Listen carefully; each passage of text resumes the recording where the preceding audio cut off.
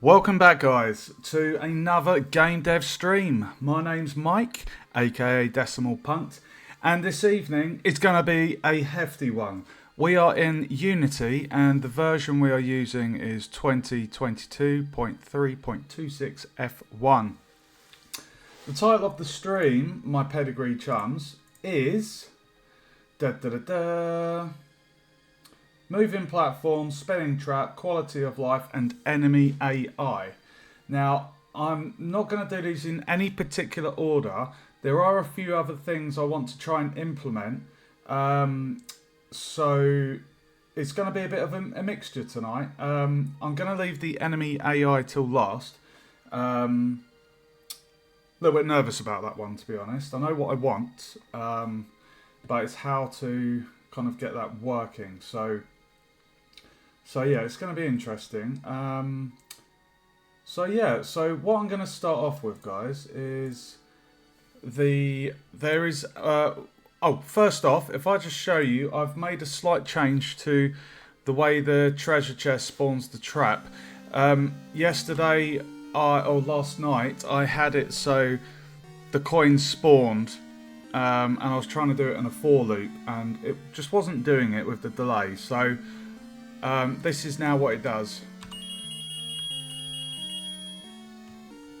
So there's a 0.2 second delay in between each coin being spawned. So it works quite nicely.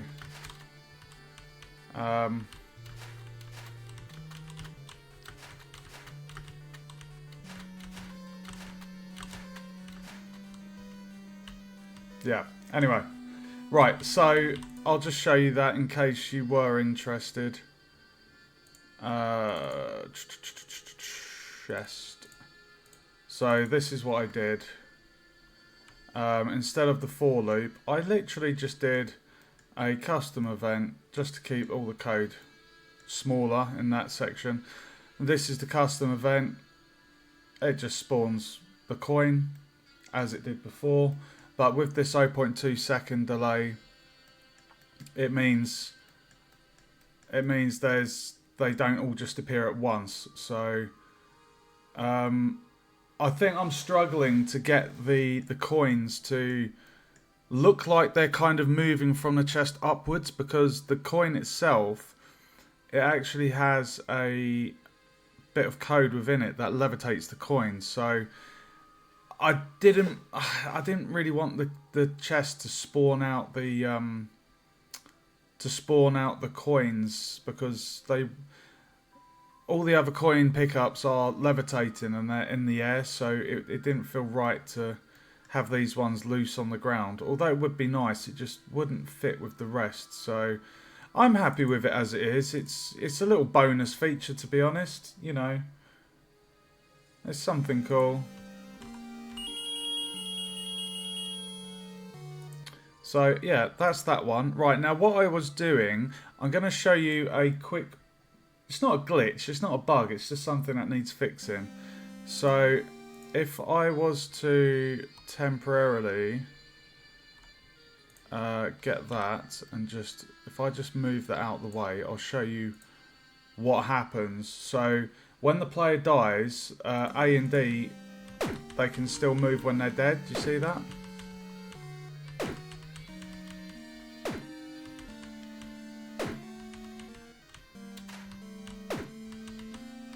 And the reason it's doing that, guys, is because in my code, in the player sprite, the way I move the sprite is by doing this. I set the position. So essentially, this is what's flipping the sprite. So all I'm going to do, I'm going to add a Boolean check to control that in the event that the player's dead, so that they can't do that. So in my player script, you'll notice I have this player death sequence. Now I've gone ahead and created a scene variable. Let me just actually check something. No, I don't. Right, so I created a scene variable called player dead. So what we're going to do within this sequence at the start, we're going to set that boolean and say player is dead. Just like that. Okay. And then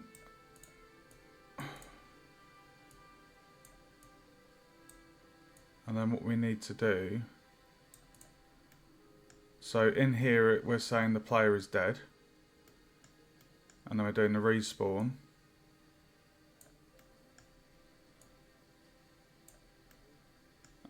Player's dead, tick.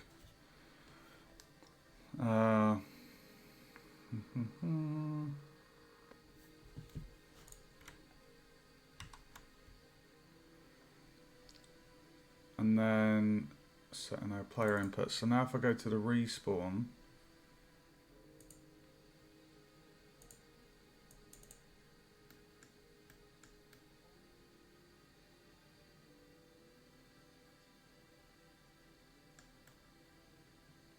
right at the end here, we're going to set that scene variable back.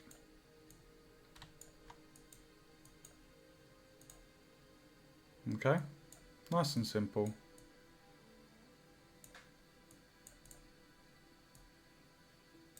So when the respawn event's done, it will spawn the player, and we will reset the player dead scene variable to off. Okay, and then if I go on the script graph for movement, so we turn it on there, we turn it off in the other one. Okay, so now the thing that is going to affect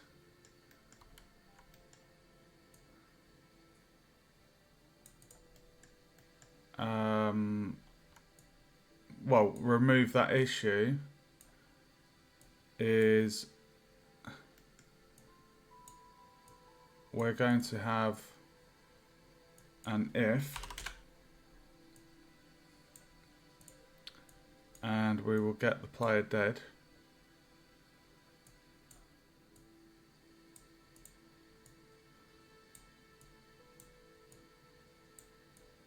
So if that is false, then they can do that. Nice and straightforward, guys. So if it's true, they won't be able to move. If it's false, they will. And that is a way that we control that issue that I've had for quite some time. So now we'll just quickly test that.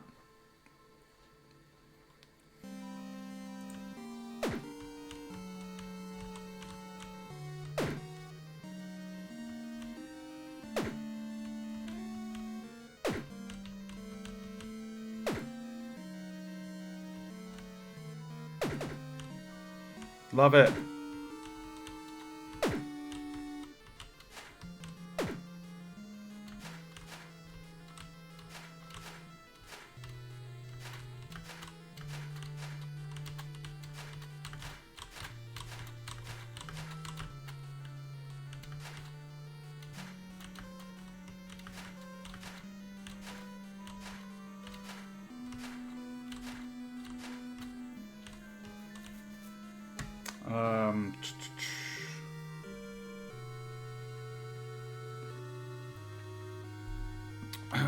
Right, so that controls that now. That was really bugging me. I had it in for a while, and yeah, I'm really happy with that. So that's a nice little bug fix. So the player can't move when they're dead.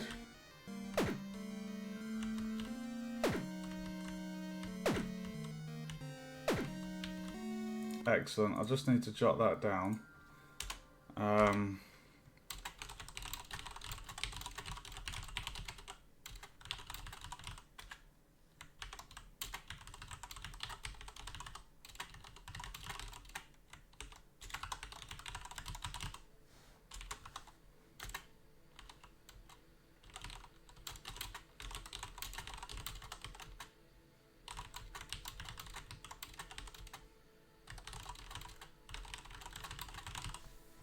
So that's a bug fix done. It's not really a bug fix, it's just making sure the player can't do it more than anything. So I can save that. Right, so what have we got on our list? Right, let's move this one back.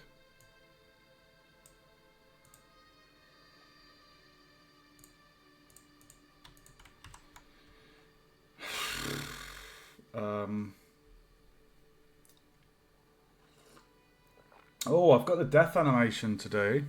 That would be good. Let's do the death animation. I've needed that.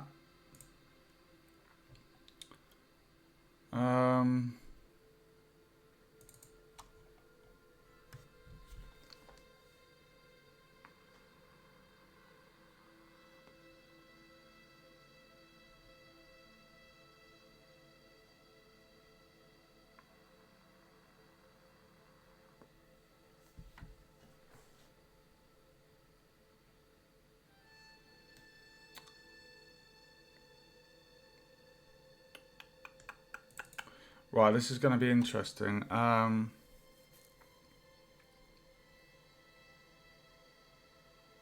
Actually, I shouldn't need to even cast into the code. I should be able to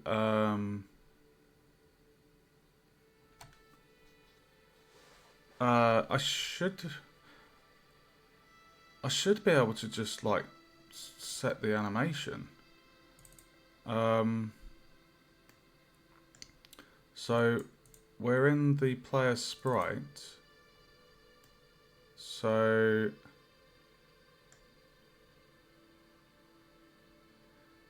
if I just quickly do something, all of these these are in-game alive animations. When the player's alive, these are like actual animations for falling, moving, jumping and sliding.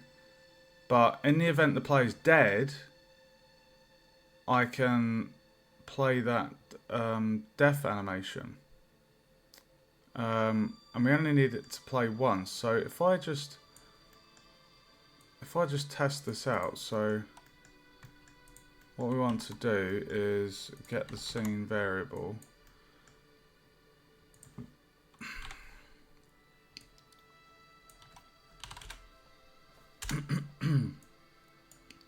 So if the player's dead, we want to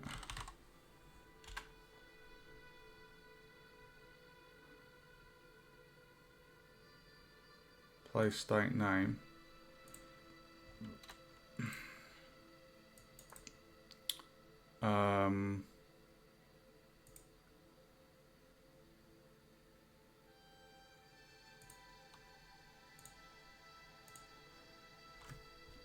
This one.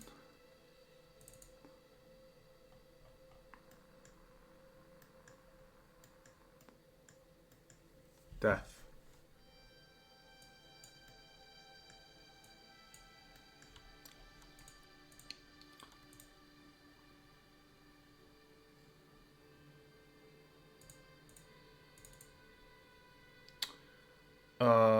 Where am I?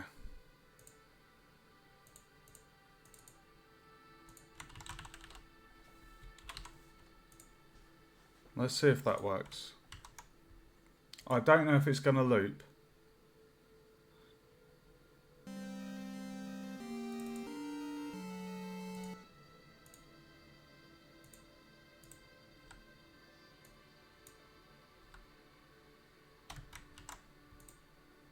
Let's see if it works. It should do.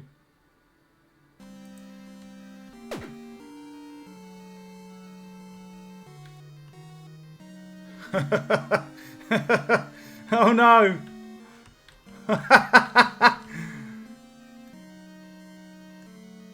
Right, the player's not dead, so why are you still... Hold on.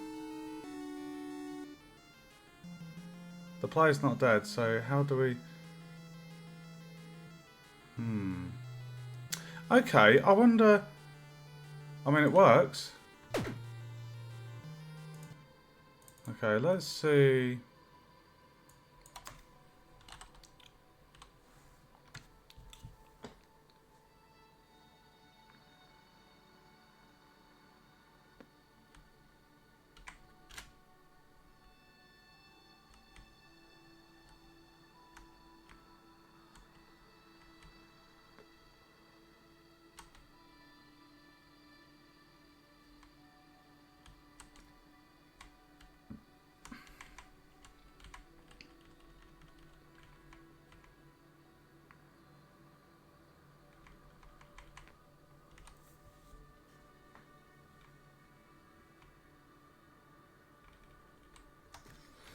Okay.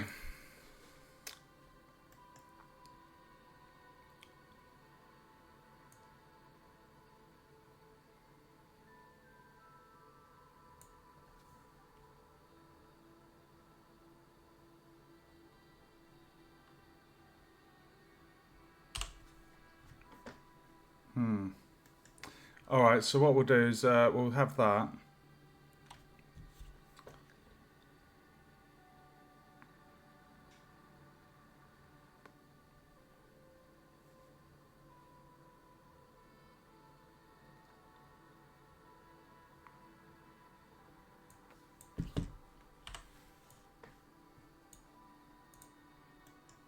Right,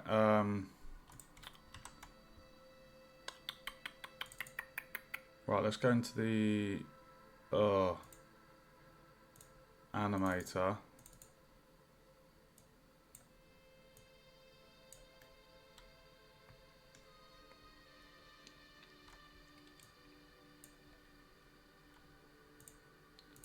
Right, I'm guessing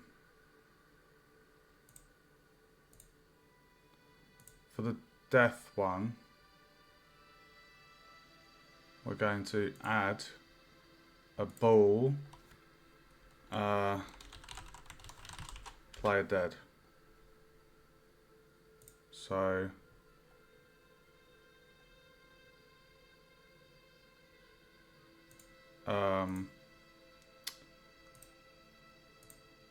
player dead true. We do that, and then we want to have a transition to idle, because after the player's not dead, they are in their idle state. So we want to say player dead false.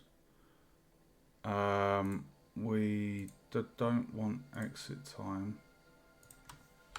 I want 0, 0. So basically what we're doing here is we're saying if the player boolean is true,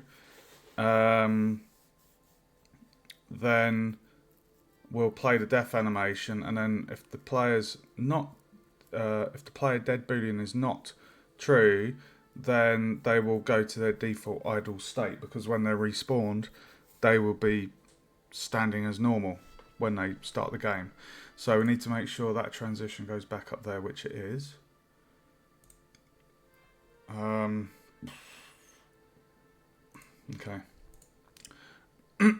Right, so I'm going to quickly go in here. Oh my god. Oh, I don't need to keep going in there. I've got it up the top. Okay, so we're going to get that bool. We're going to copy that.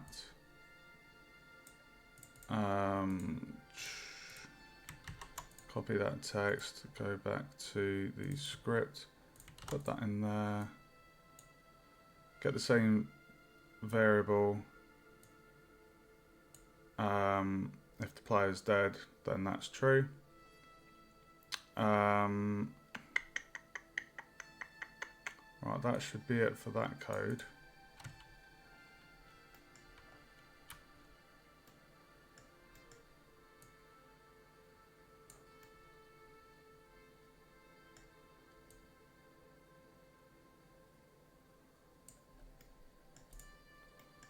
Player dead, boom.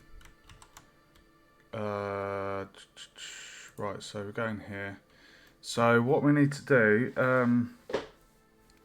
we need to basically make a transition from all states, because all of those animation states are the potential for the player to die. They could be standing still and getting hit by the magic trap, or they could be standing still, hit the slime, it would kill them. So we need to make sure that all animation states will go to the death if the player's health is 0. So we need to make sure everything's connected. So death will always transition back to idle if player death is false. So we've currently got from run to death, so we need to have a transition from idle to death, and the condition is the player's dead.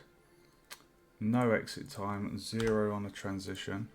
So we've got from run to death. Death goes back to idle. So we've got idle to death, run to death. We need to have fall to death.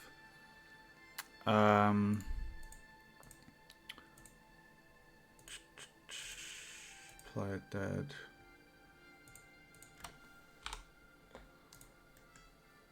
Run. That.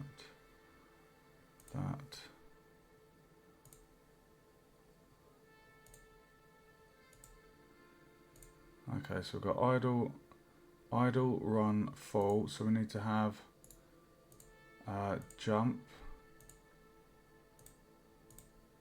Player dead. That one, and then from wall slide to the player dead, no exit, and 0. So now let's give it a go and see how that looks. That should be working now. So if I just make that a bit bigger, this should work.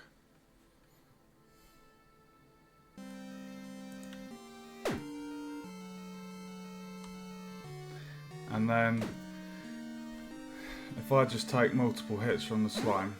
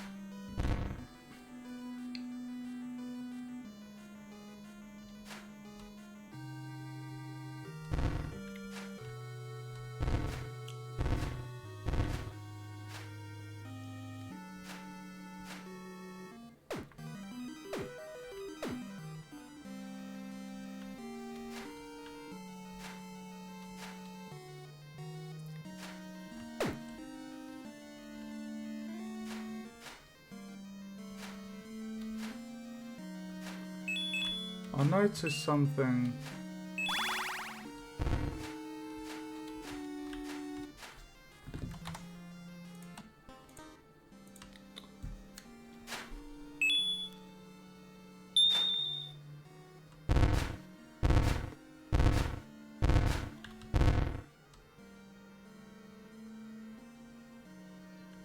I see. Right, there's a delay there. I need to fix that.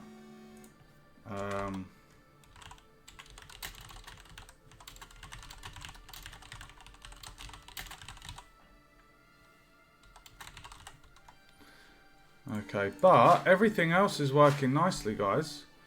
Like, we drop in there, and it's just about the right length.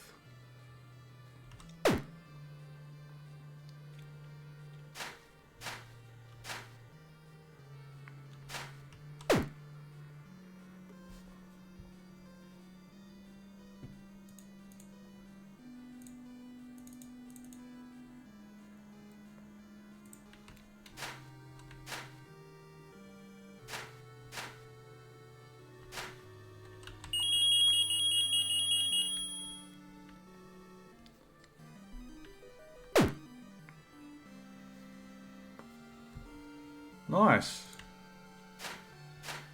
So tested, if I just test it running.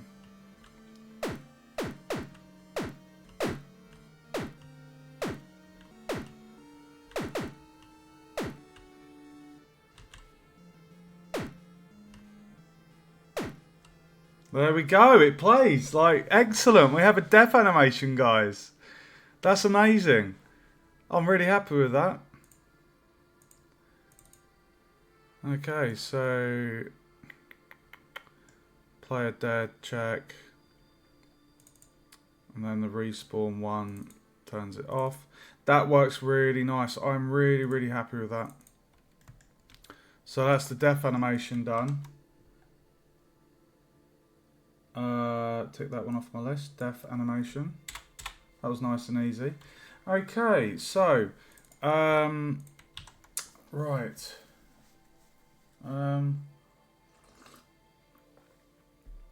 Okay. Oh, I don't know what to do next. Hmm.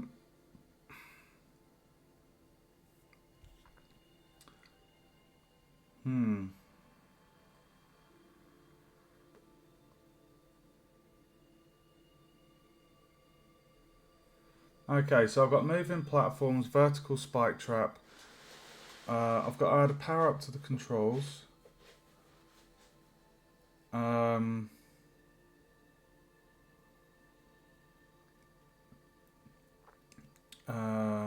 So moving platforms, vertical spike trap. Moving platforms, vertical spike trap, enemy AI, add power ups to controls. Tell you what, let's quickly add the power up to the controls, guys. Um,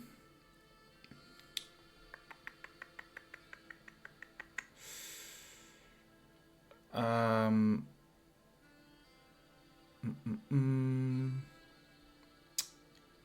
What if I show my canvas?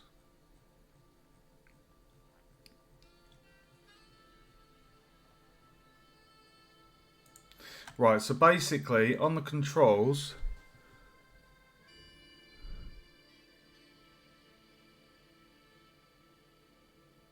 oh no, it's in the other. Okay, right, hold on. I'm really happy I've got that death animation, and I think that looks really, really cool. There's a slight delay with the lava.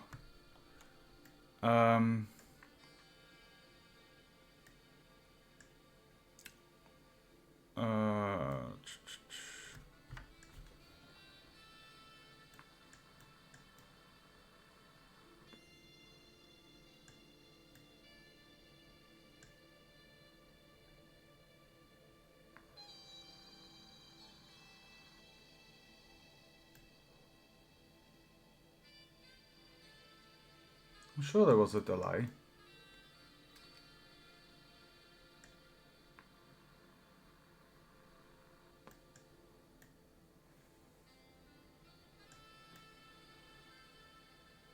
Okay, maybe not. Right, we're going to add in that power up to the controls. So for that, I need to go into the other scene.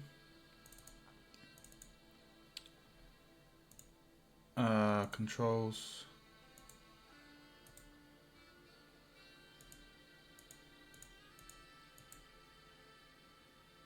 So if I hide the main menu, if I hide the settings, there we have it.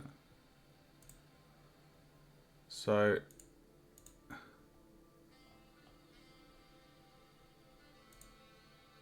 if I just copy that and call this power up, and then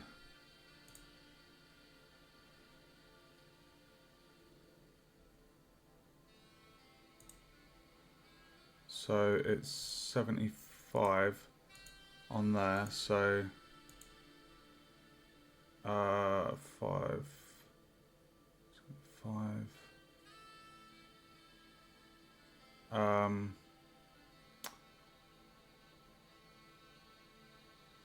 think that'd be minus 260. Is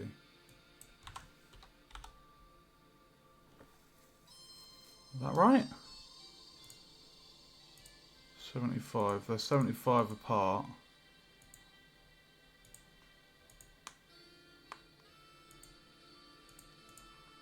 Add 5 to that. 190, 70 to 190 is 260. Yeah. Okay. Right, so on the info, we need to say feather full power up.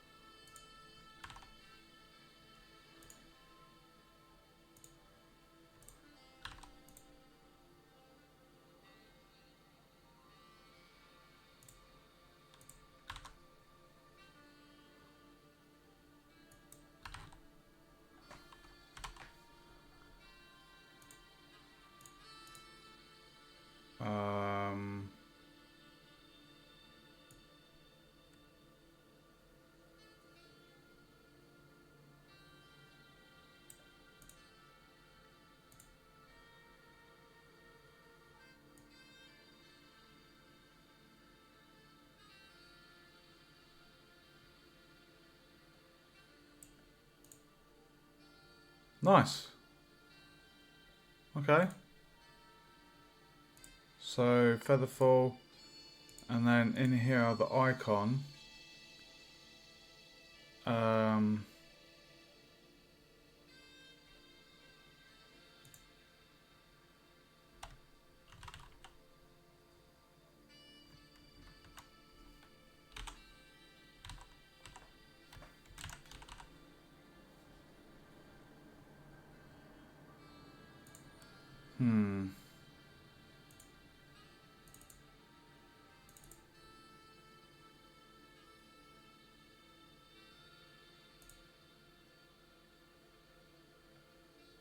Oh, that's interesting.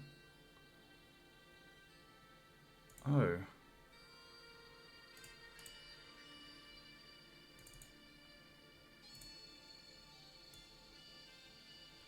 So you can't put a prefab in there. Okay.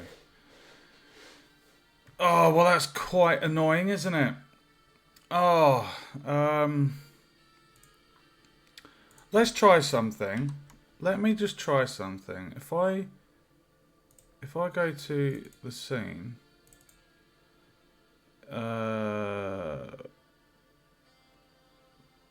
pickups.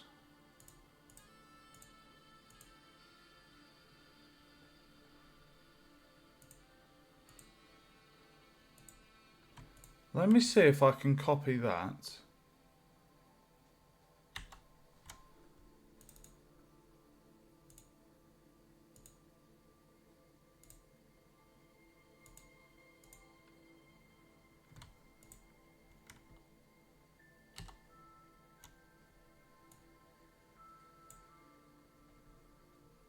Where is it?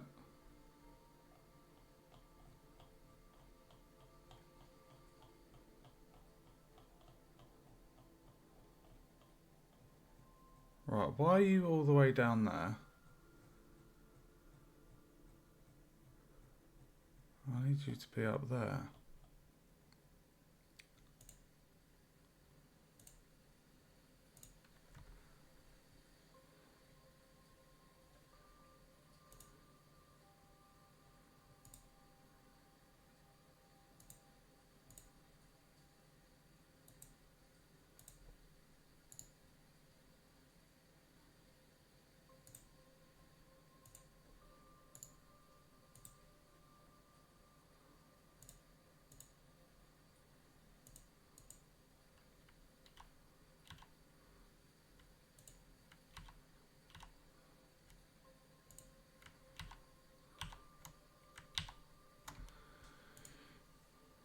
Um...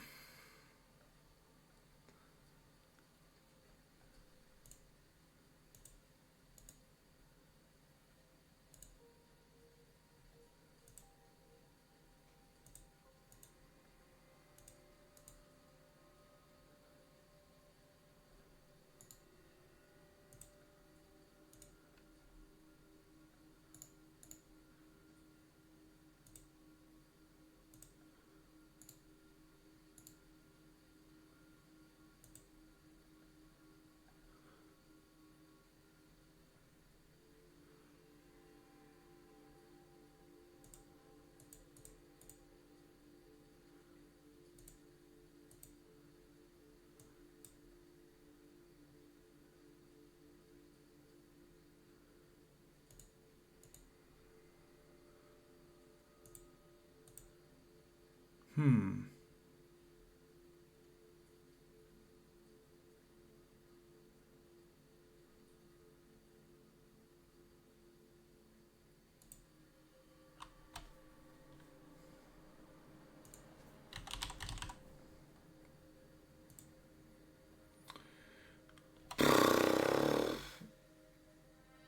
Oh, this is a little bit annoying, isn't it?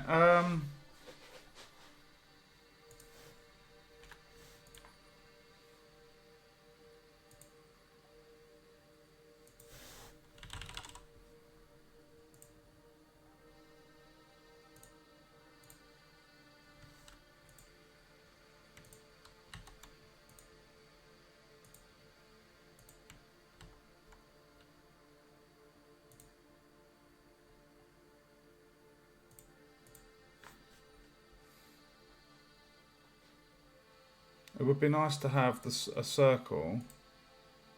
I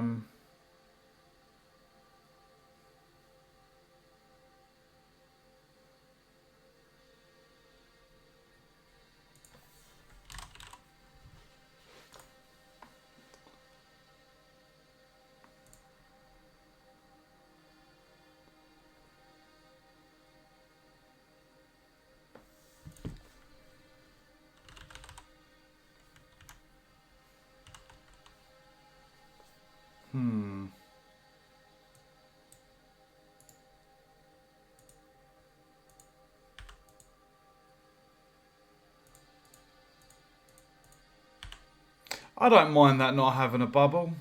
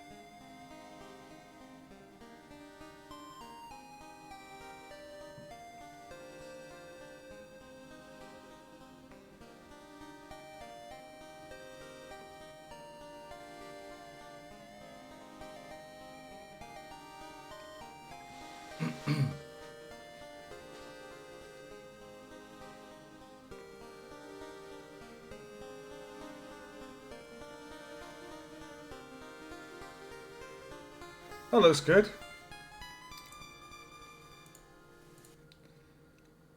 Add the power up to controls. Done that. Tick that one off the list. That's another job done.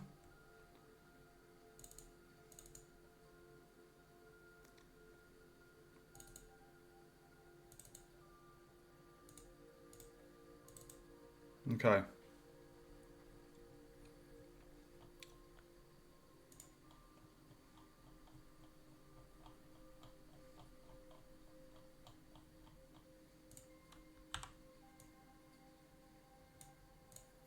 Guys, it feels like we are getting so close to being done with this.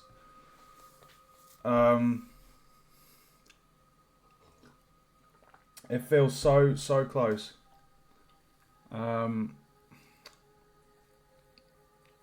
All I've got to do is fix one thing with the wall jump.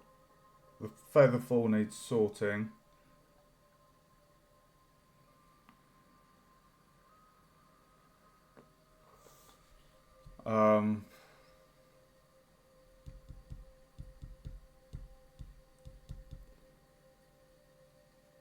Yeah, there's three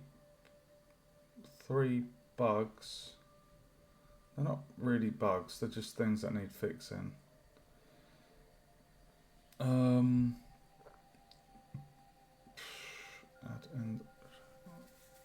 end item shine effect.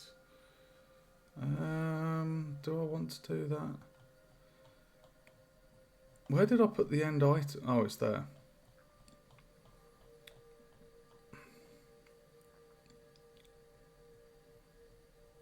I could end a shine to that. Shall we add a shine to that? Did I do it as a prefab? No, I didn't.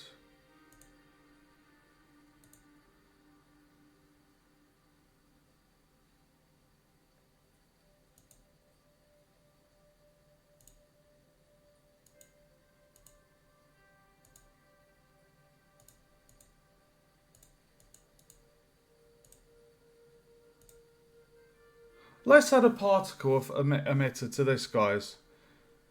I want to add a particle emitter to this. It is on the job. Add an end shine effect. So this little beauty is the end. It's the end. the player picks it up and they win the game. So the only particle emitters we have at the moment is the checkpoint, the featherfall power-up effect. So I wanted to add like a little shine or just a particle emitter to this. So I'm going to effects.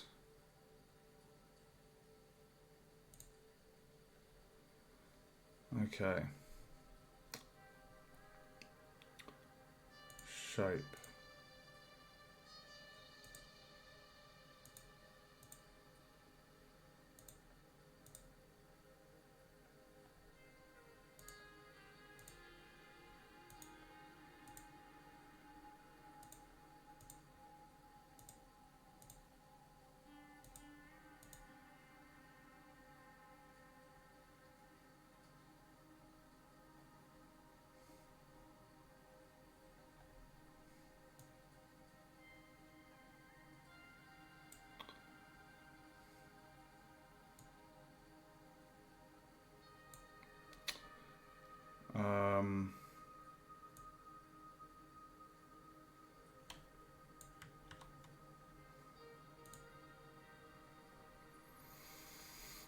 Size.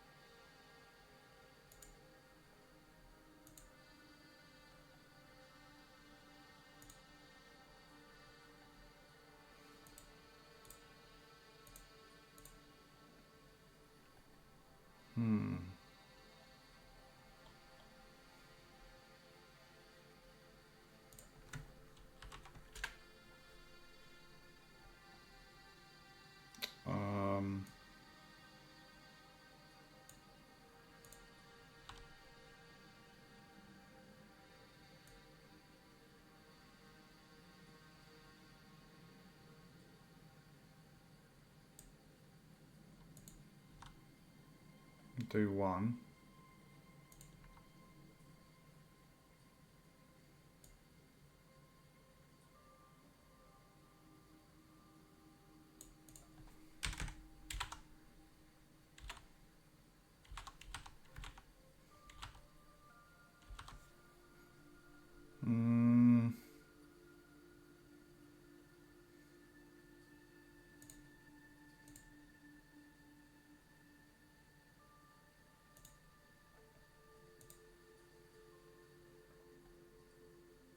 Okay.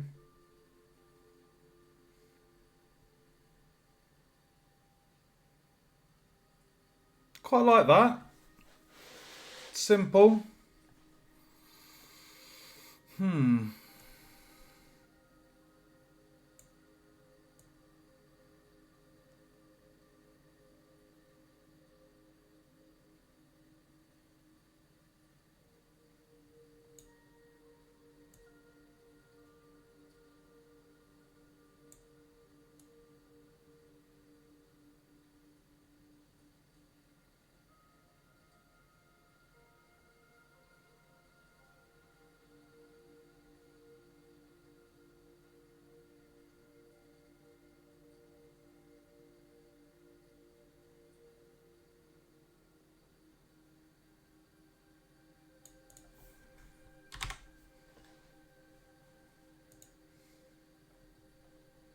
If I just play, I can see that in action.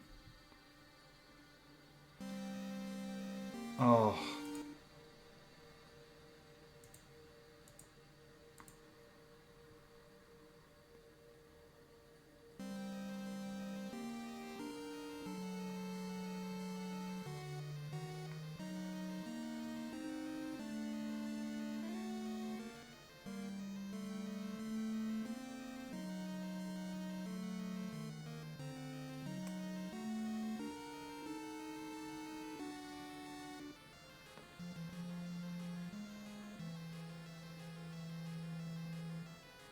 That looks good, doesn't it?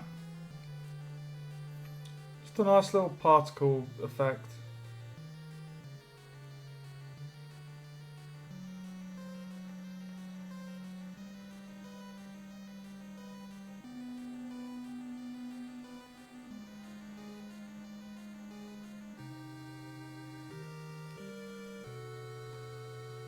Now there is something else.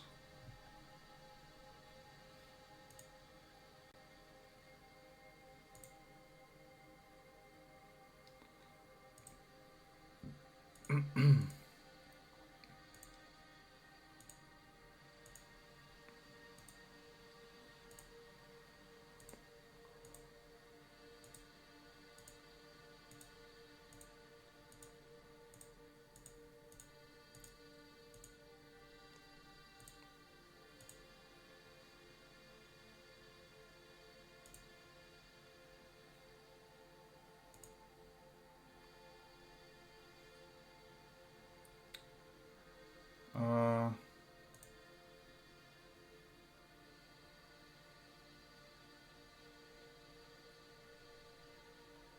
hmm.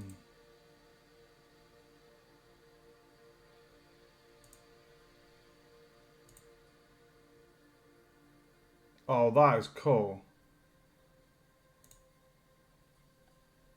Why is it purple though? Why are you purple, my friend?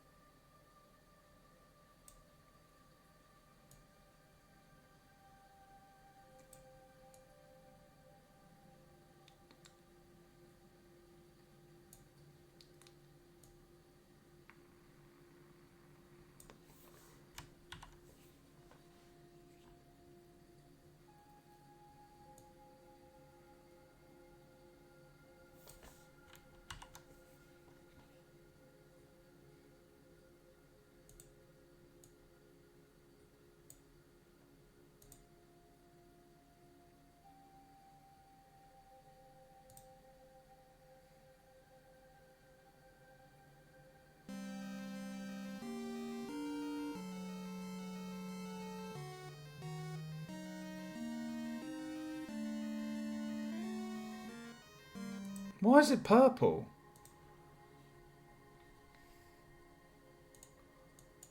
There's nothing in there.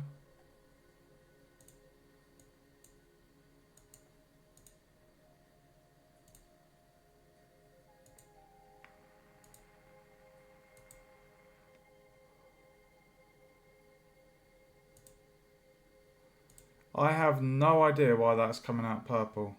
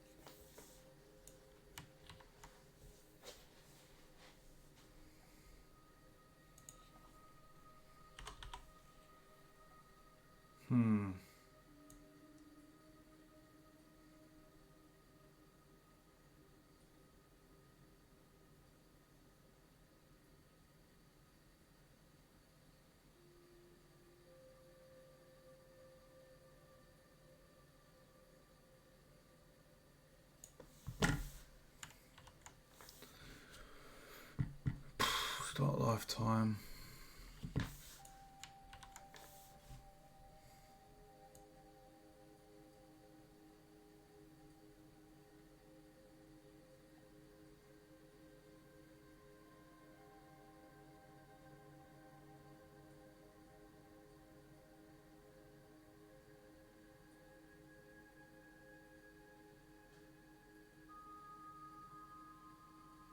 I'll have that as 10.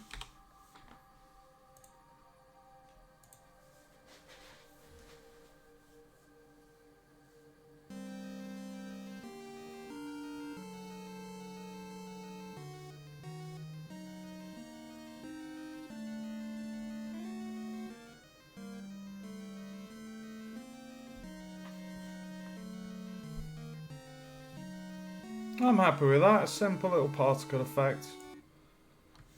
Okay, so that is end item shine effect. Done. Okay. Right. I'm happy with that. We're doing quite a few little quality of life improvements. Right, I think what I want to do next is get my vertical trap. Now, the vertical trap is meant to go over this vertical traversal area.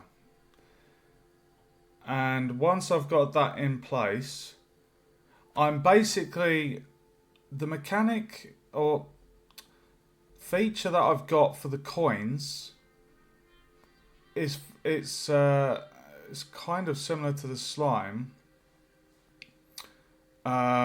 So what I'm going to do is I'm basically going to copy the movement effect from the coins and apply it to a trap, and the trap will then be placed on this vertical section. That's basically the idea. So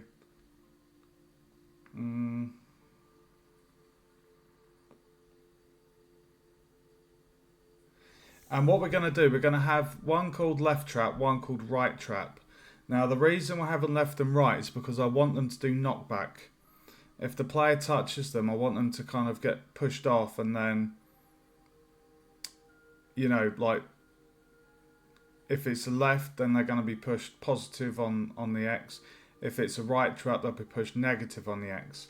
That's why I don't want to have one trap type prefab and then I have to have some complicated code for the trap. I just don't want to do that. I would much rather just have the trap, have a left trap, a right trap. So left wall trap, right wall trap. So we've got spike pit there. We've got magic trap. So we're going to make an empty, and we're going to call this wall blade.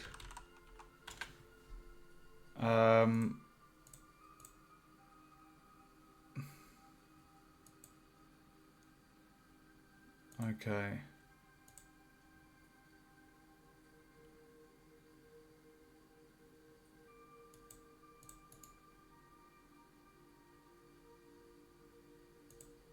And then we're going to call it wall blade left.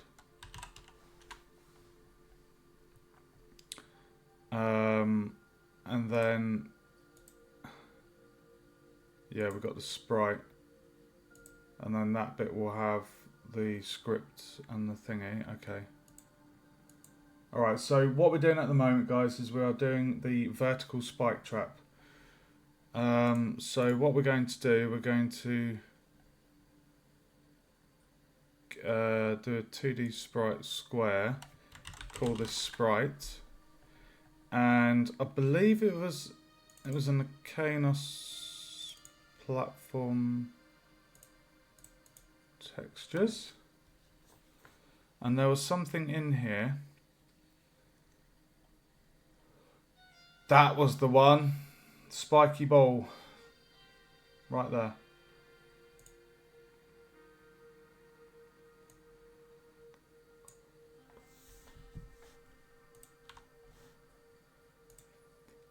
Okay, so first off, we need to, that's correct.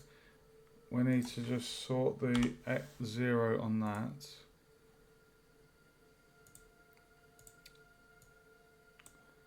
So this is going to be 0.5, 0.5. Okay guys, so we have the game object there.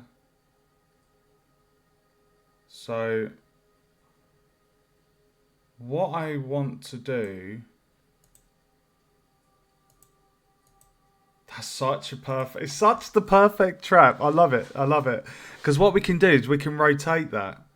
We can have that spinning. So what I'm going to do, I'm actually going to place it inside the wall.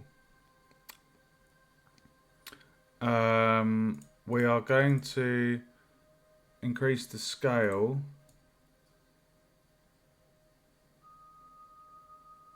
What was the scale? Was that 1, wasn't it? If I do 2, and then if I move it across to 1, dude, that is enormous. Oh, that is really, really, really cool. Okay, so that's really good. So you can see that the blade is hidden in the wall.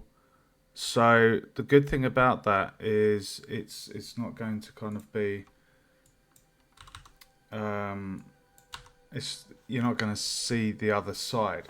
So what we're going to do is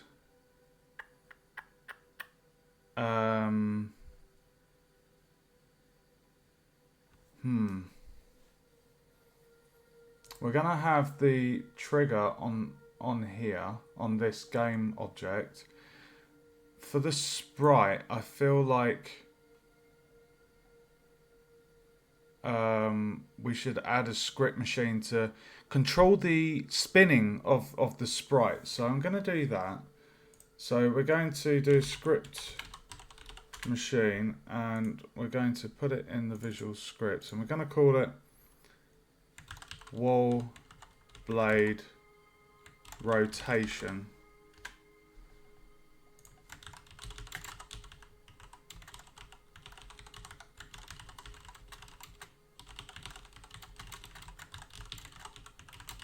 Okay, nice and simple. Handles the rotation of the wall blade sprite.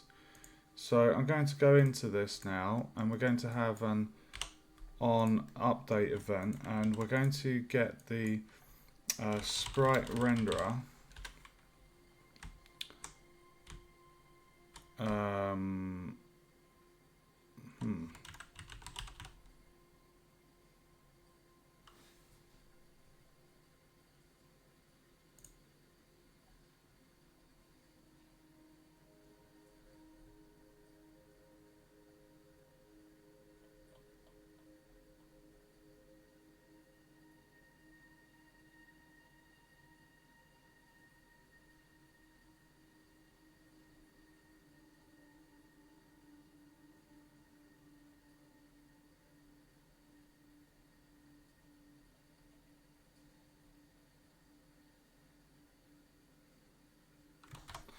I'll tell you what actually.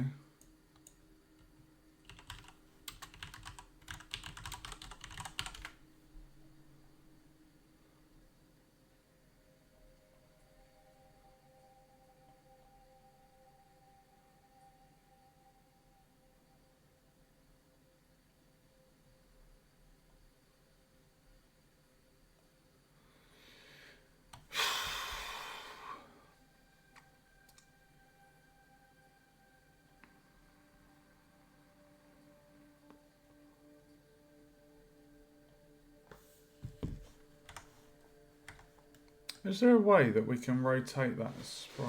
Oh, there we go. Yes, we can. The rotation. Okay, get transform.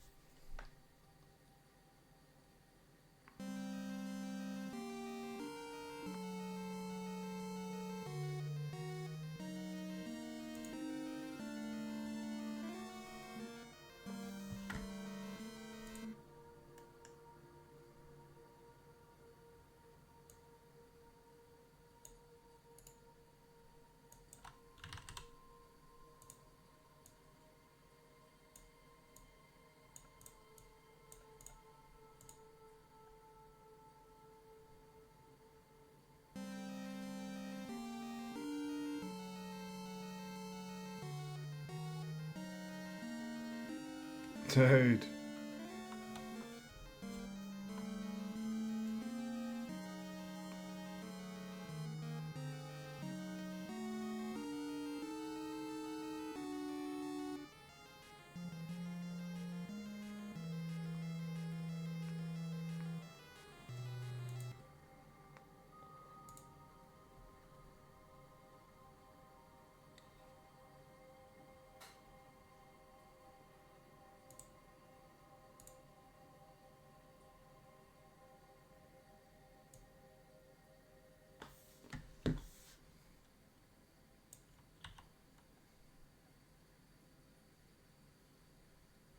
I'm actually going to do times.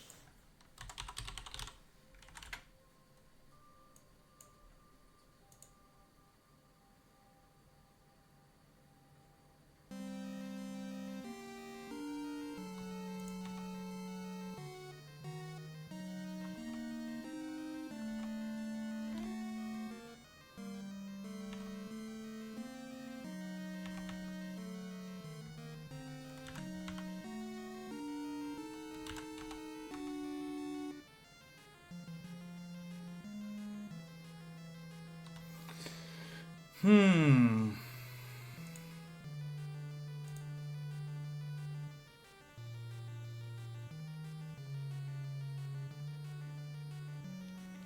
just watching the Z.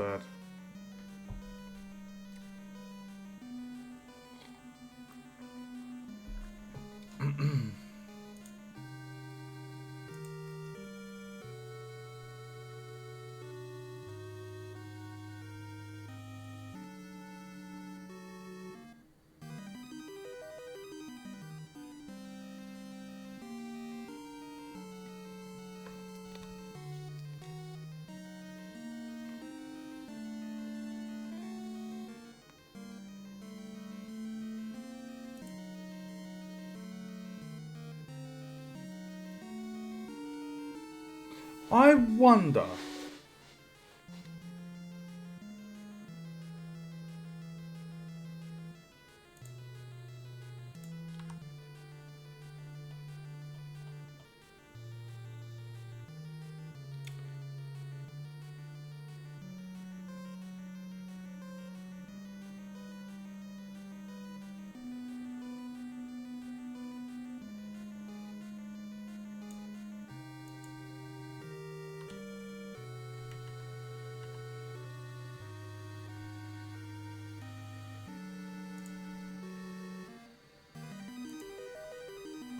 That's a good size, isn't it?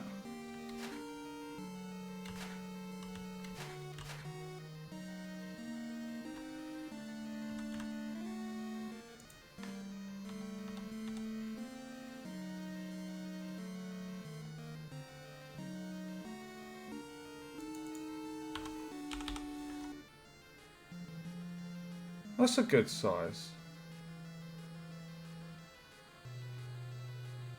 I mean, the sprite is... Oh,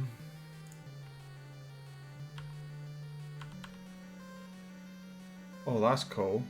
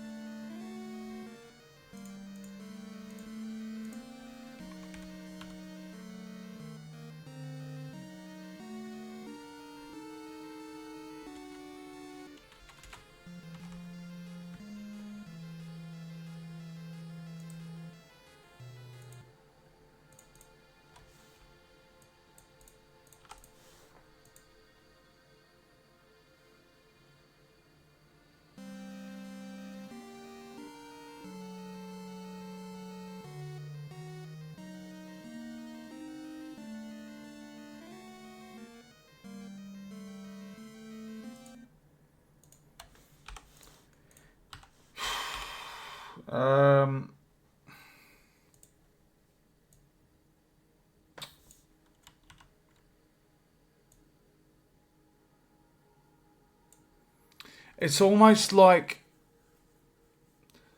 the rotation needs to be 1 or 2 pixels across, because you can see, I think what's happening is where that blue square is, the corner of the red and the Y and the X, the corner point is not dead center. Like if I zoom in, you can see like that needs to kind of be there.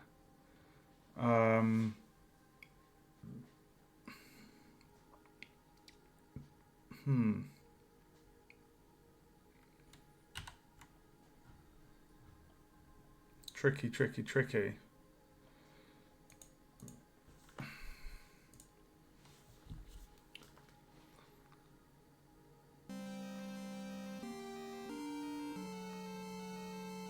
But it does the job.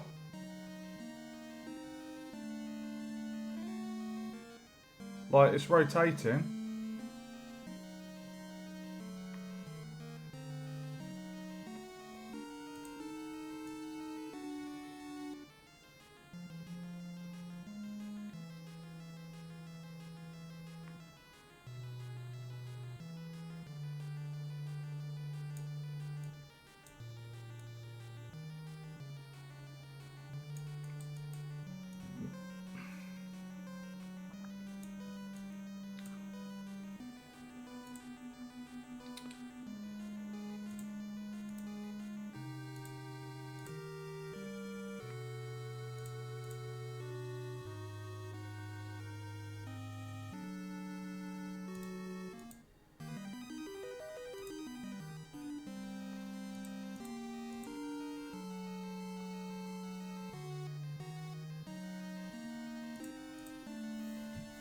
Okay, that'll do.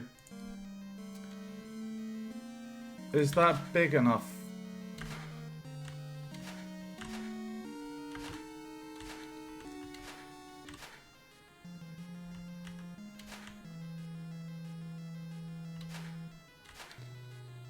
I think I want to have that. What's the players? 4. So if I set that as 5. Good. So the spike blade is on top of the player. You see that? That's good. Okay.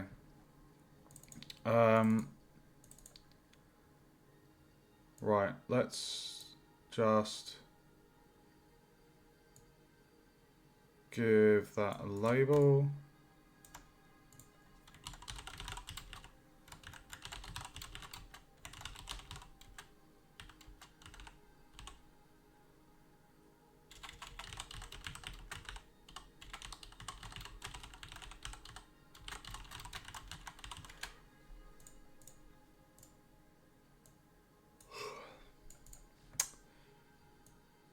Nice and easy.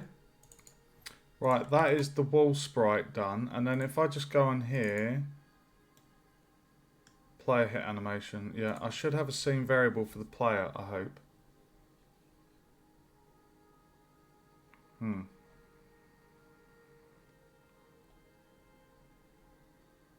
a problem. Okay. So now that we've got the wall, we've got the game object.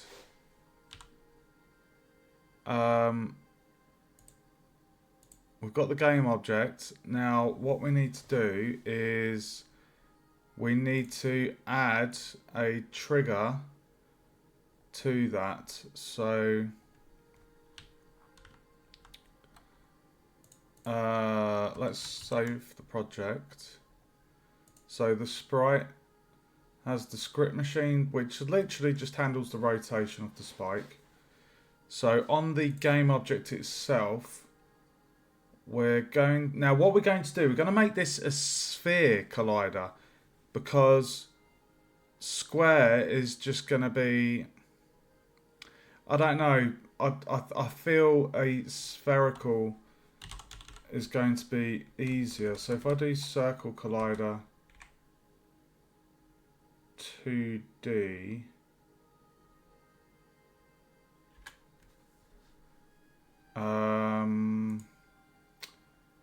is trigger, and then if I put, so it needs to be 1 and 0.5.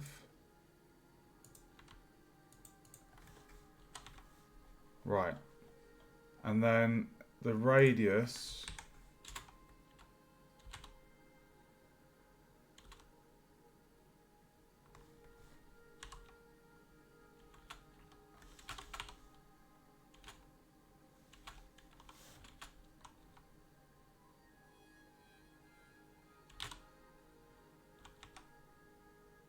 I think that's fair. I think that's fair. I'm not going to make it bigger. I think I'm happy with that radius. Like, if you make it the exact same size, so all of the spinning blade is kind of encapsulated in that collider, then you know you have to think about the player. Like, if they ever so slightly just clip it, you have to be fair to the player. You shouldn't be too cruel. So we have our circle collider on there.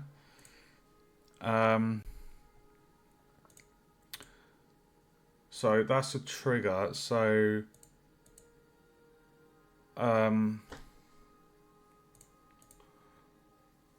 what we're going to do, we're going to have two codes. We're going to have two script graphs, and the reason we're having two, we're going to have, sorry, there's not going to be two on this blade. There's going to be two versions, one for the left, one for the right, and that's to handle the knockback. So let me just quickly go into the player on trigger.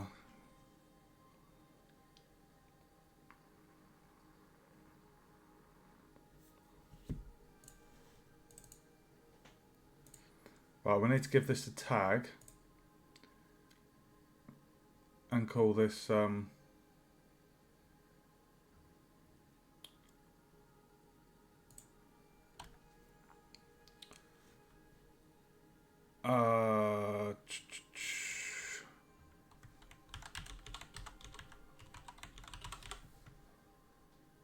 wall blade left.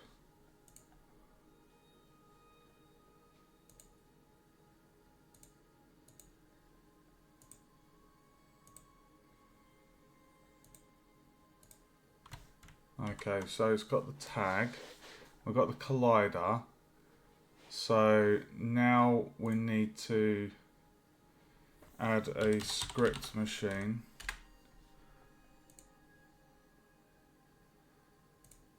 And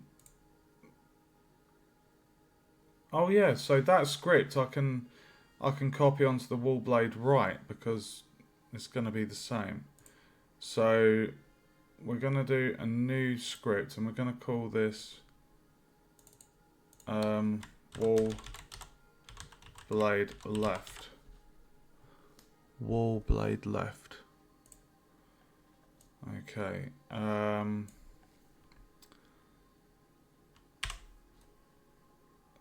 So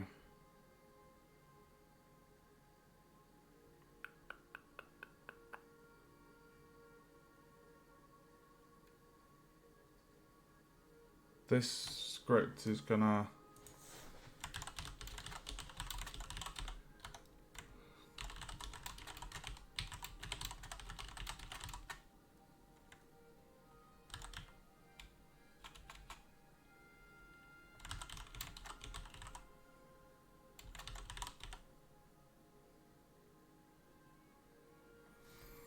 nice and simple.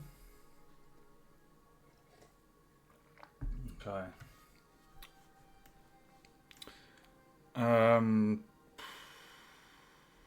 Let's go into our coin prefab.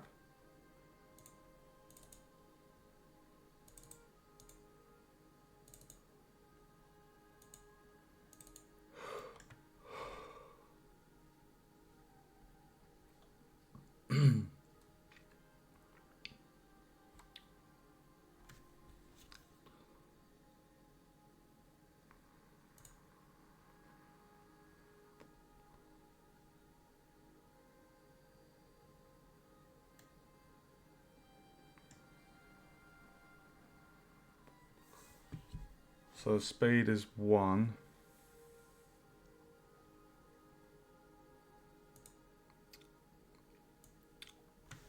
So I'm going to copy that, come out of that, go to that. This is wall blade left.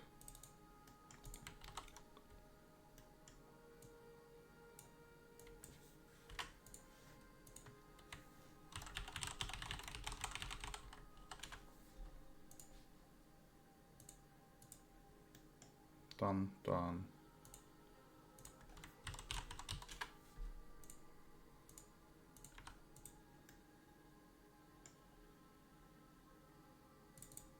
Let's see how that works, shall we?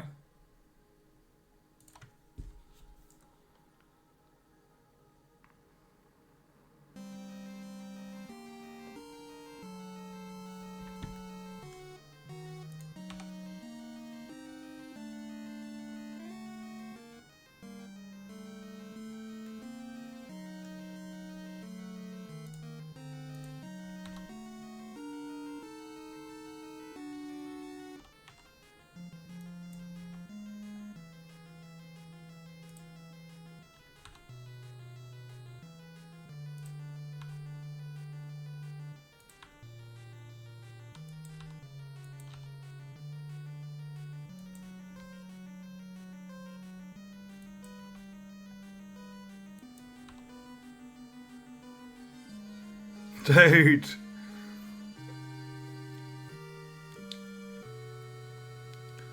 Oh, that is cool.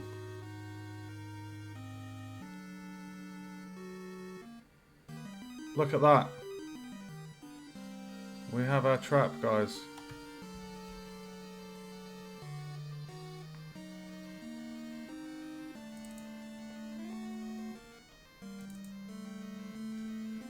How easy was that?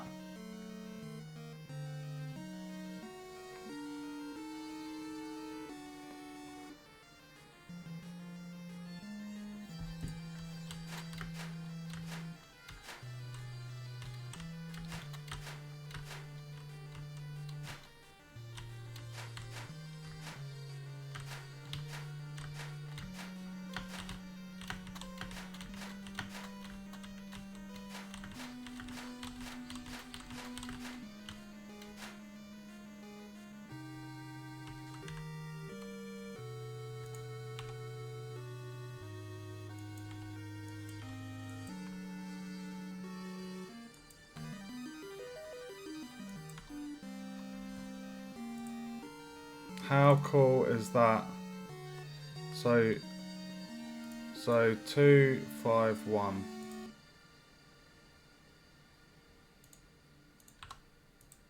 Those are the variables, right? Let's just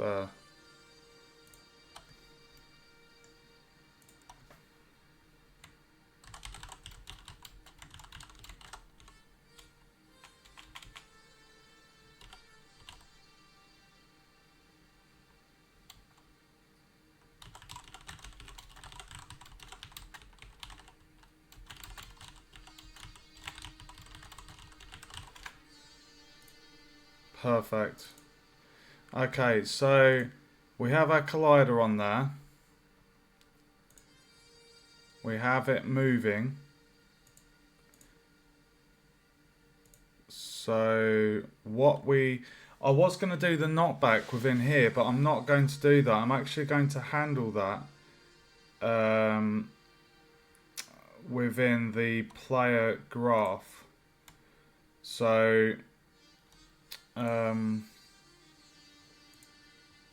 we got the sprite script graph handling the rotation, and the wall blade script is just handling the movement. And that is it for the trap. So then all I have to do is copy it and then make one for the right and adjust the parameters so it's basically just the opposite side. So let's go into the player graph.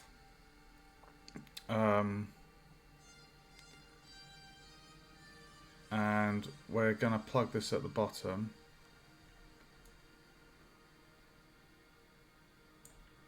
That should be enough room. Okay, so if I have a look at what I've got here, Um,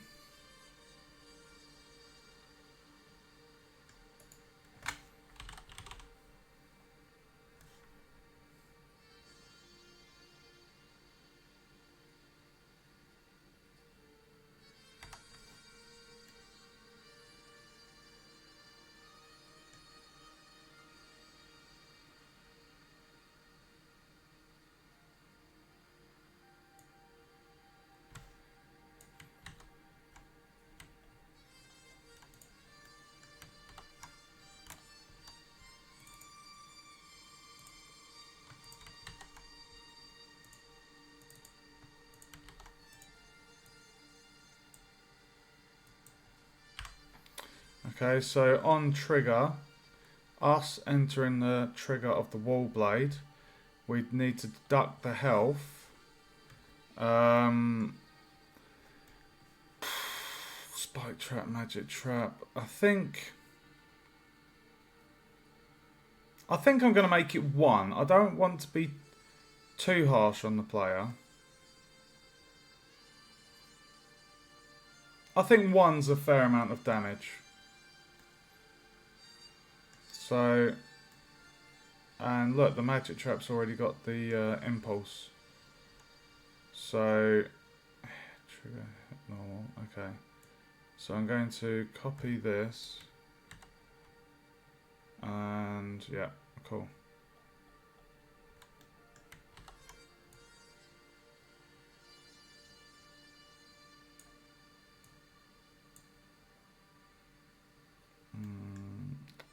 And that would be 10.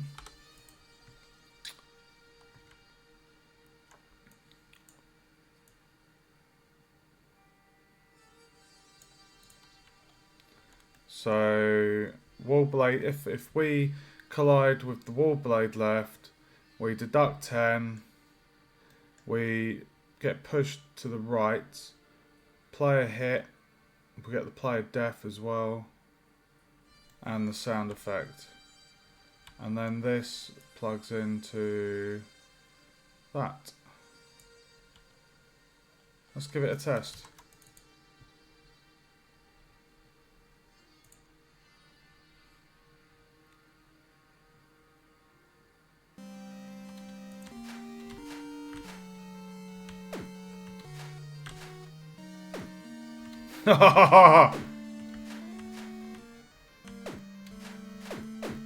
Oh. That's brilliant. Did you see that?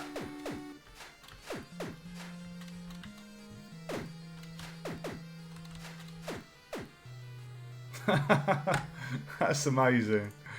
Okay, I feel like I want to have... I don't know. It feels like you need to have some kind of immunity.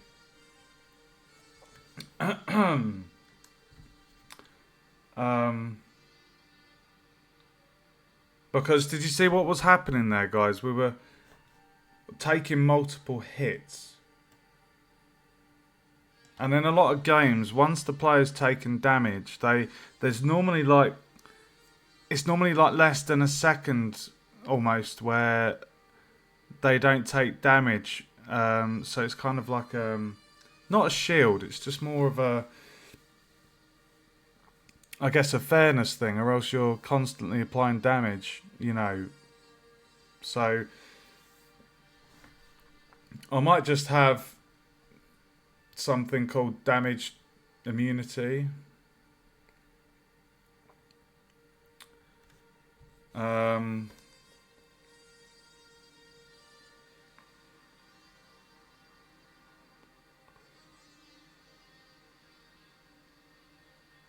Or maybe not. Let's do that again.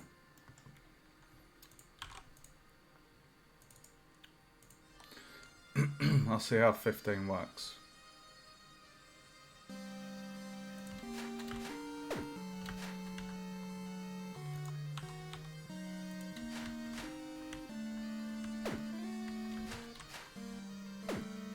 Oh wow.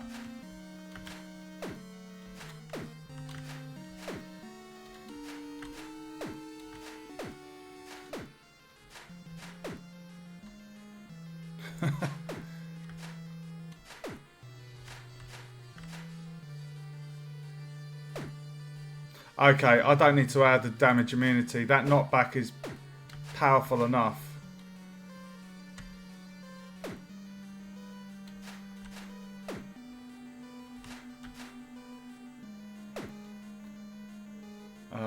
I think 10% damage is fair.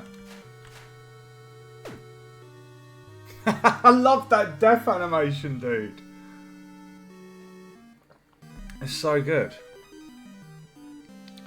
Right, so that's it for the Wallblade, baby. That's amazing. Right, so what I'm going to do then, that was really simple. That did not take long at all. So just to go over, guys, we have 2 game objects for the trap.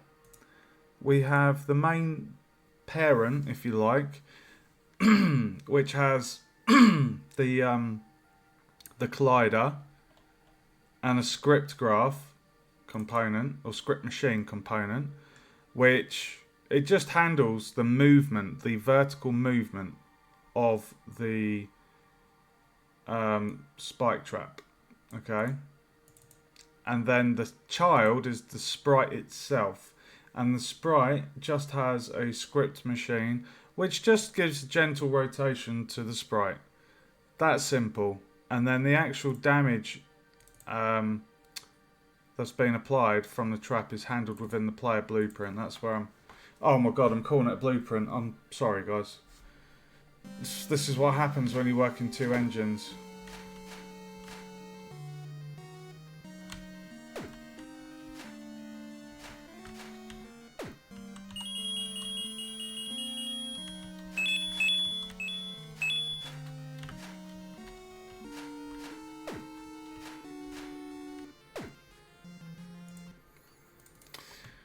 Okay, so let us duplicate that object, and we're going to make a wall blade right.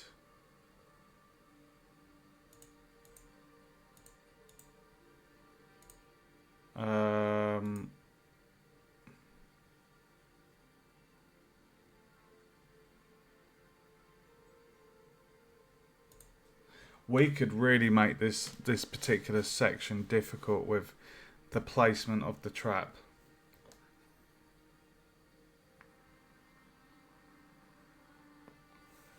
But we're not going to do that.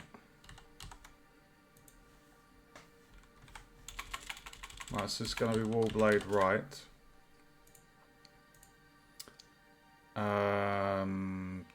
So we'll leave the rotation on. The script machine we're going to remove, and then we're going to add script machine, and this is going to be wall blade right.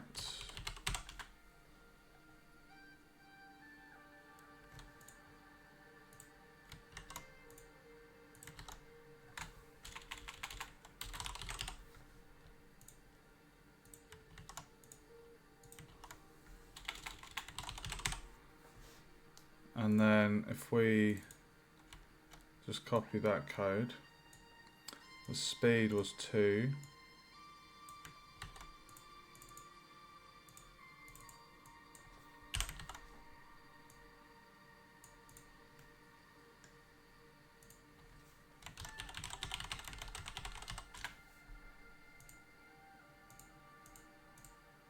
Oh, it's already done it. Oh, fantastic. Excellent.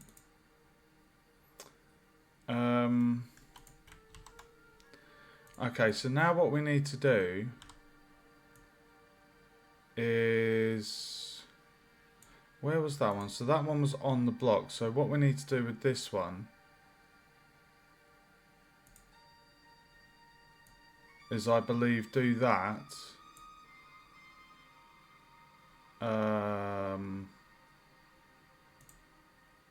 And then the sprite should be -1. And the same for that. Excellent. So now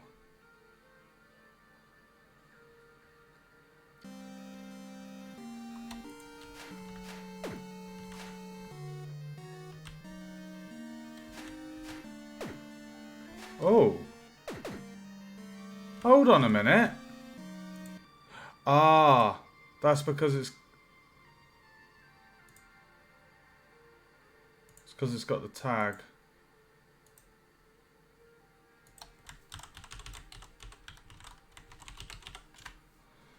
So wall blade left, wall blade right.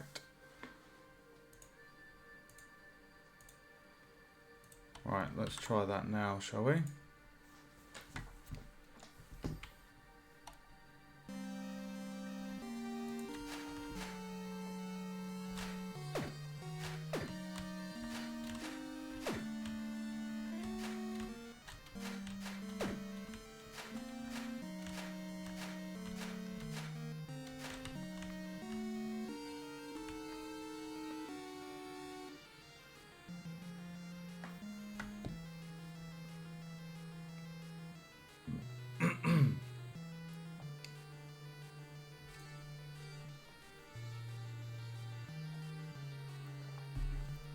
Okay.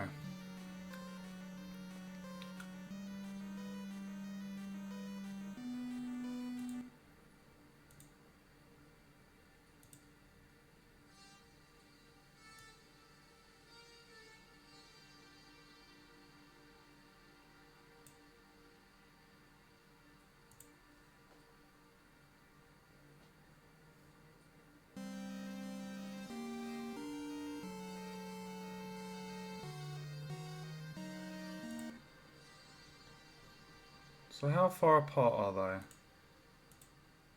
So 1, 2, 3, 4. Okay. So it's 3 in between. So if I copy 1, 2, 3, 1, 2, 3, 1, 2, 3.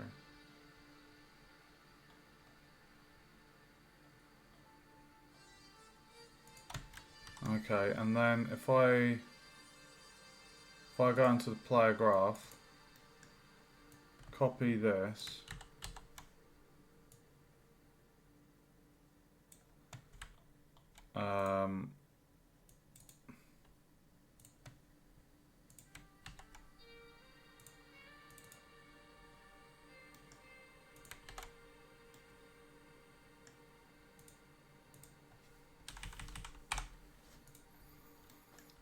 and then that goes up there.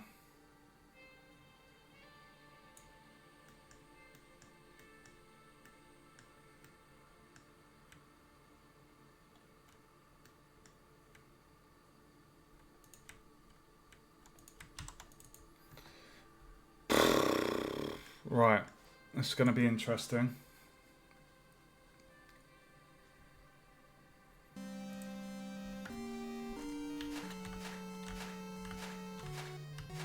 Oh, dude, I did it! Oh my god!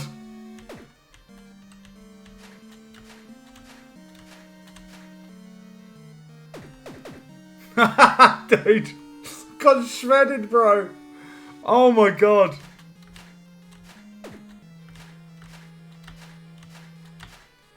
Oh, it's doable.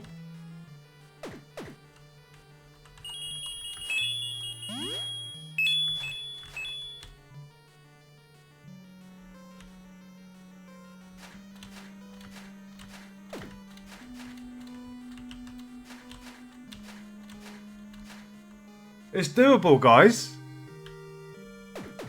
That knockback. Oh my god. Savage. Harsh.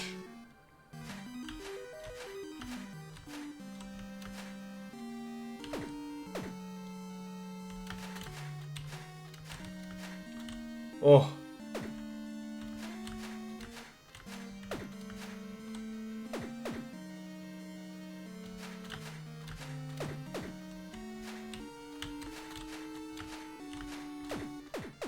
Oh, bro. Oh my god. Did it.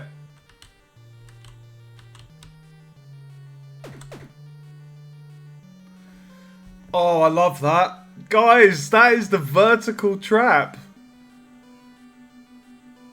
Look at it go. That was so easy to implement.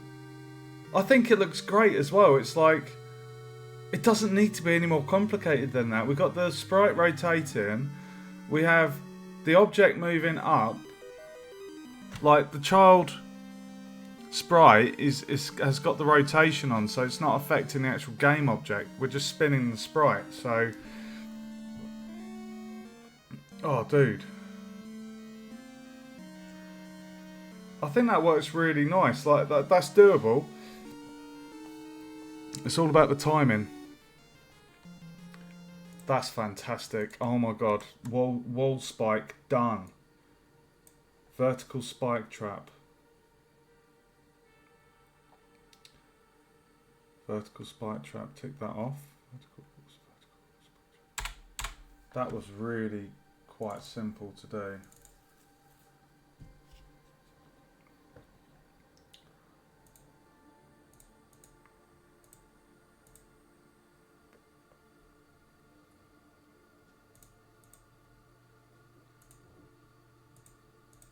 Oh my god, all I've got to do is an AI bat and breakable object.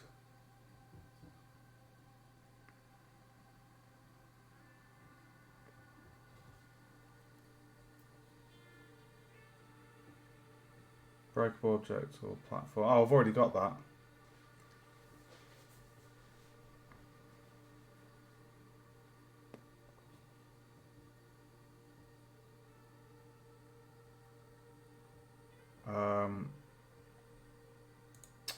Okay.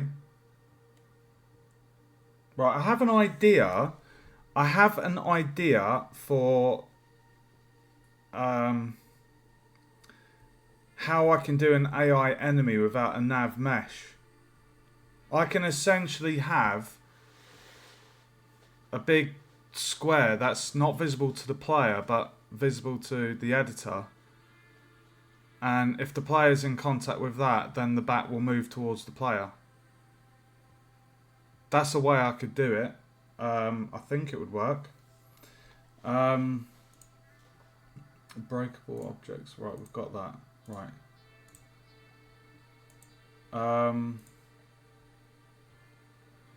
So the last things I've got on my list to do, guys, is moving platform, AI enemy. I need to refine the tracking camera. I wanted to add a bounce to my slime. And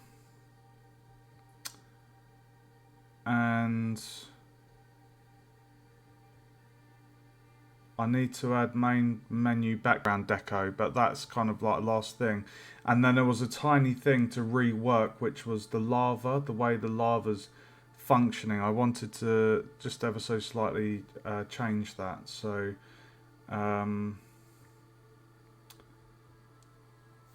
because at the moment, if I go into that, inflicts burn damage to the player. So burn damage.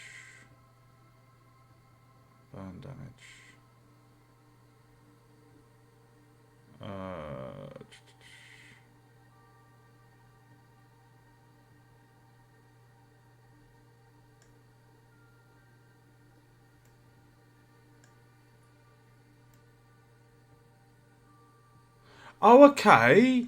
I can do an on exit lava. On enter, I can apply the damage. And then, is there on trigger stay? There is. Okay, I can sort that lava out. I might do that this stream. There's 3 different things that handle the lava. This one is when the player enters the lava, they take damage. This is the burn damage, and this also affects the burn damage deducting life.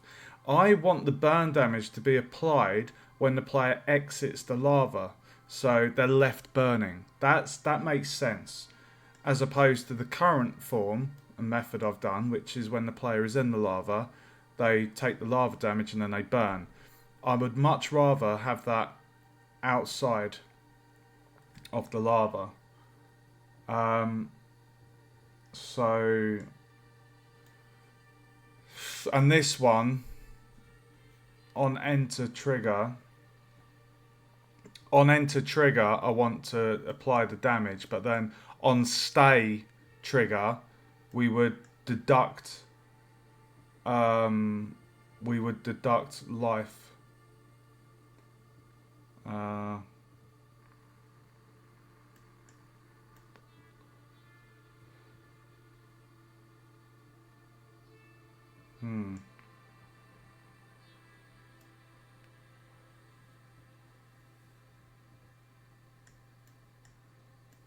Yeah.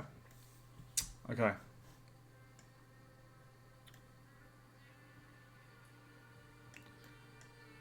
Okay, right, so we'll leave. I can't believe I've done quite a lot tonight already. 1 hour 46 into the stream. We have. What have we done? Oh, we added. What did we do? What have we done so far? We've done the vertical spike trap. We've added a particle effect to the end game object. We've we've added in a death animation, and we added the power up to the controls menu. We've done quite a lot so far. So, yeah, what I'm going to do is,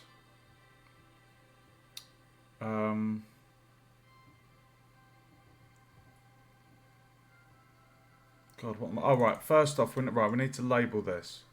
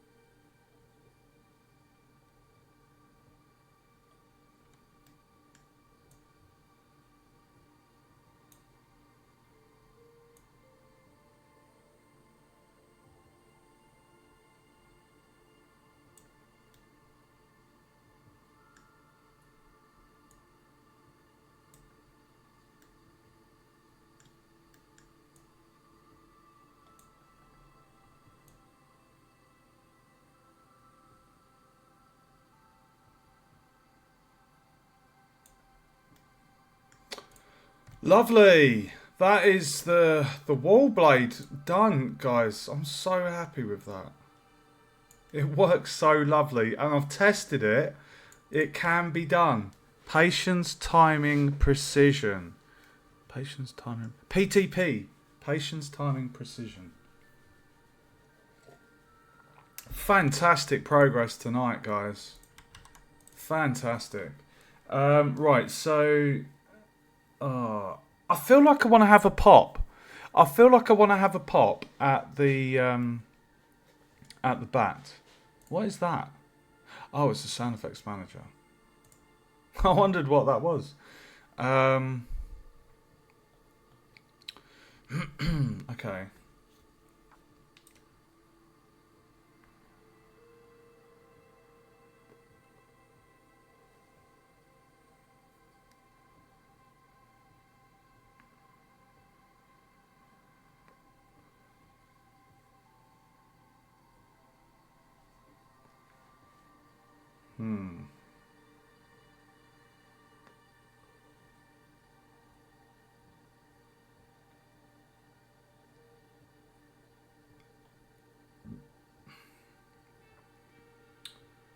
Okay.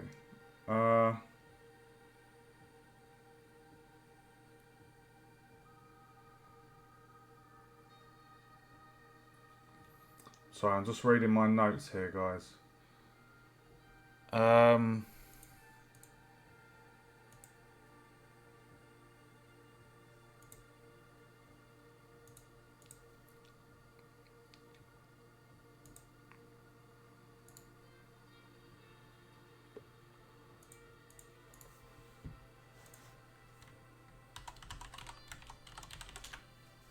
Okay, enemy bat.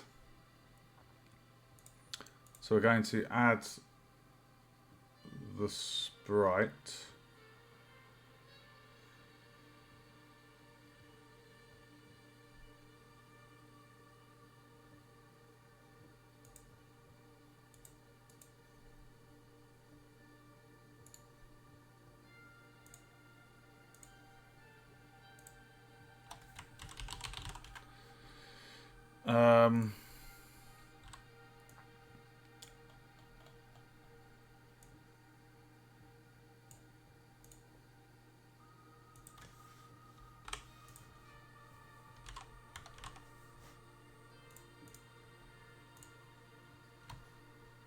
Okay. And then in my enemies, sprite bat. So I've got bat attack.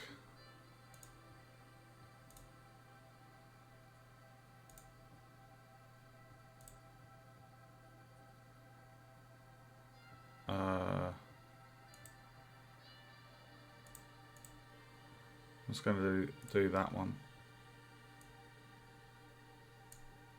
Oh my god, it's so small. It's so small. Right, let's add an animator.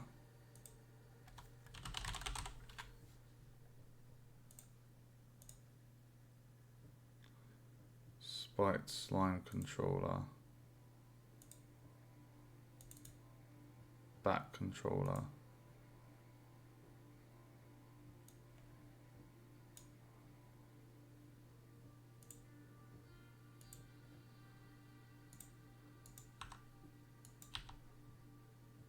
That's a decent size, isn't it?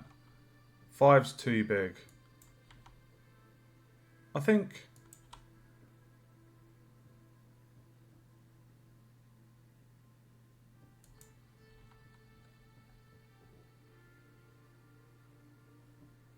I'm going to do 3.5. Let's just see if it moves.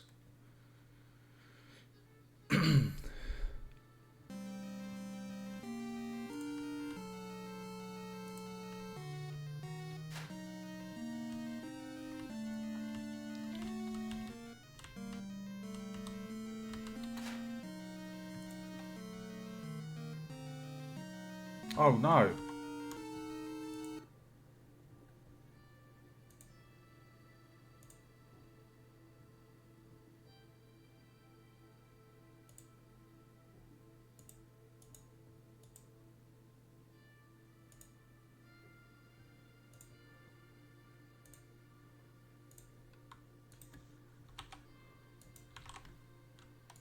So I should be beneath the bat.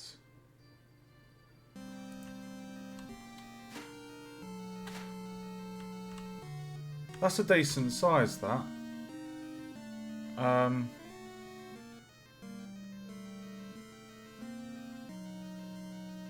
my god, how are we going to do this? Like, because the bat...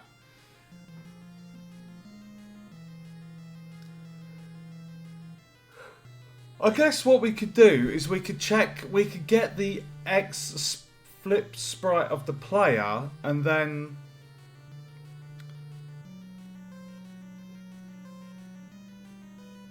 Yeah, I guess we're just going to have to test this out, aren't we, really?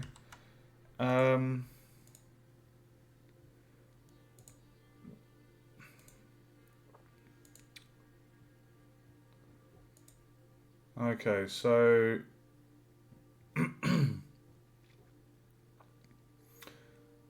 I'm gonna have a circle collider on the bat.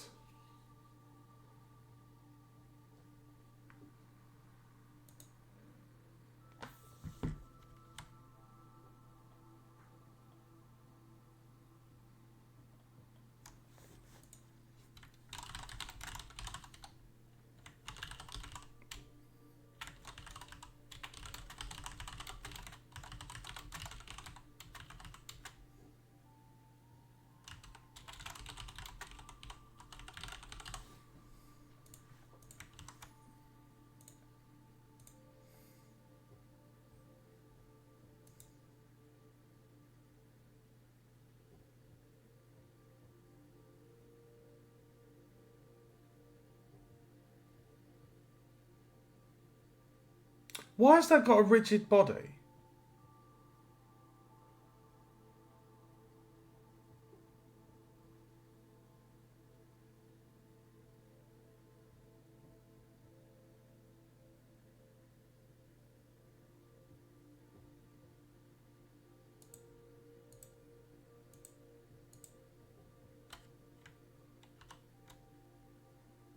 Why has that got a rigid body? Just need a trigger.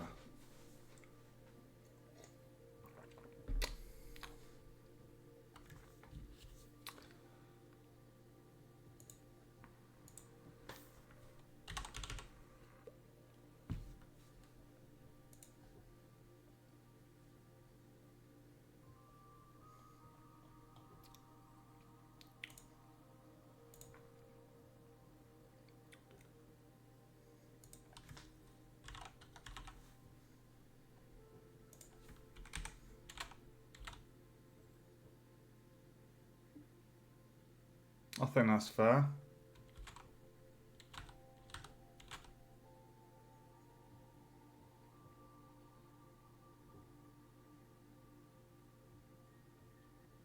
I think that's fair size.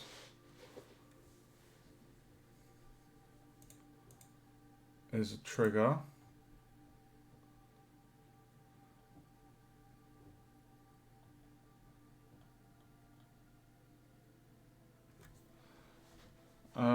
Oh my god, how am I going to do this?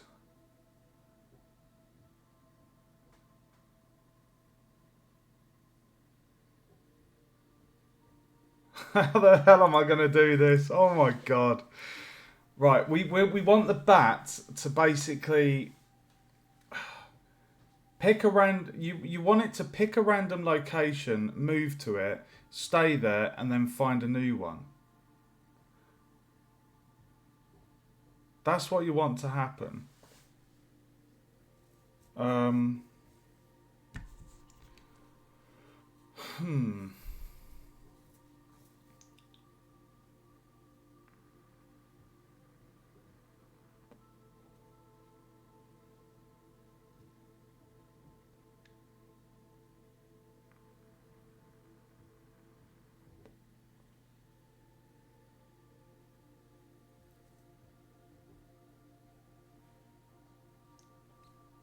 Or maybe should it just stay in an area and then when the player goes to it? Let's just test this. Let's add a script machine. I'm going to call this enemy bat.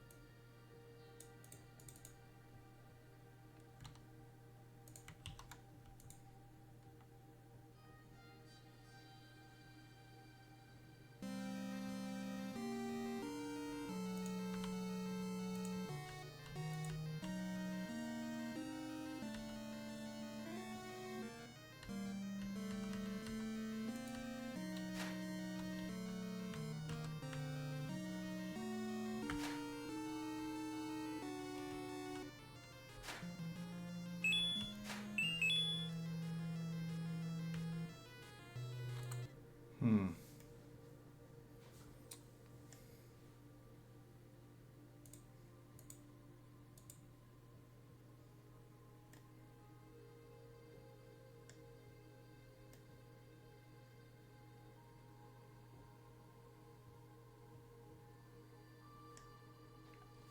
My God, I can't read your name, but thanks for the spam view.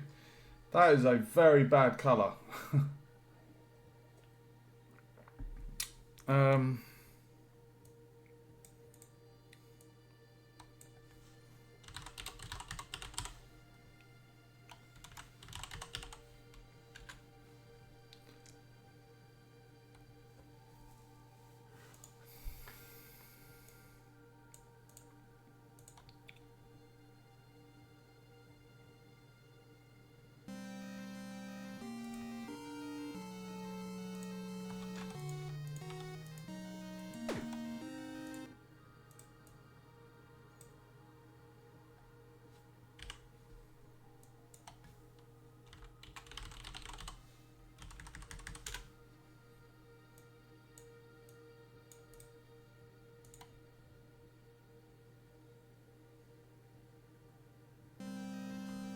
Whoa!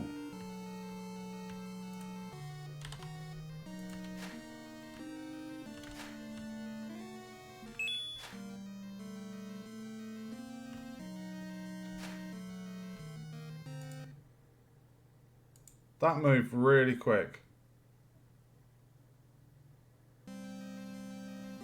Holy shit. Can we slow that down?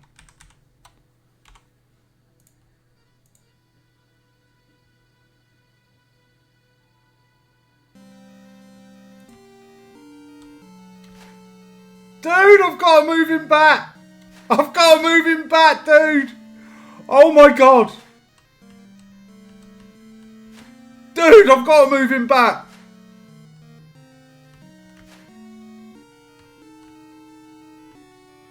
No way! I've got a pet bat! Dude, I've got a bat! Oh my God, this is awesome! Oh my God, dude. Right, now is the fun bit. Now is the very, very fun bit. Now what we're going to do is we're going to get the sprite renderer of the player sprite. And then we're going to check the boolean. So if that's on, we'll set the sprite renderer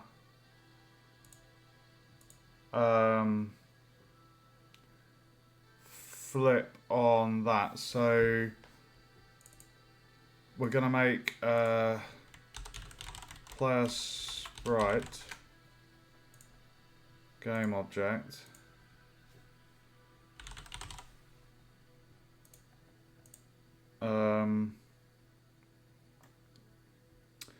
We'll do this as a custom event.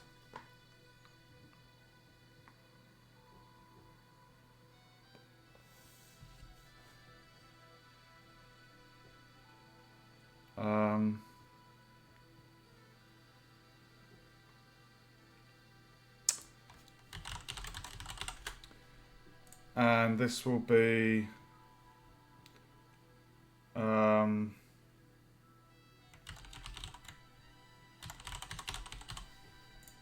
sprite direction.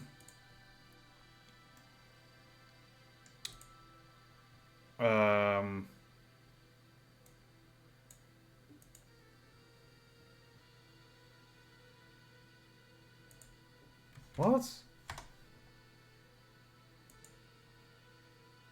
Why is it saying enemy bat? No, the player's sprite is the player's sprite, dude.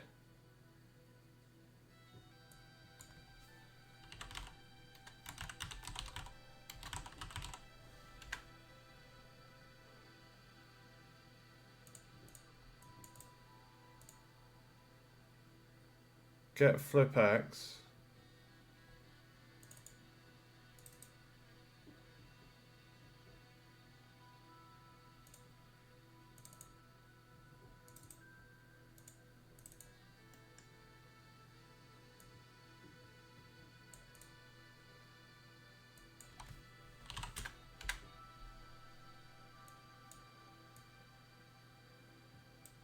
So it's saying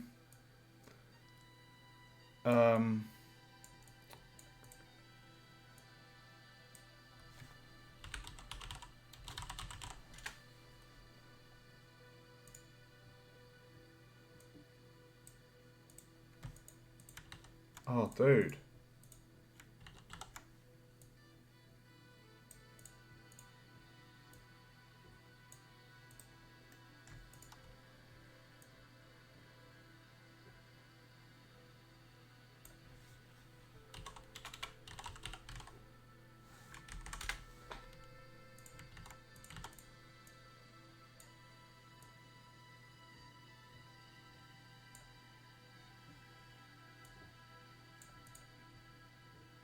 That should do it.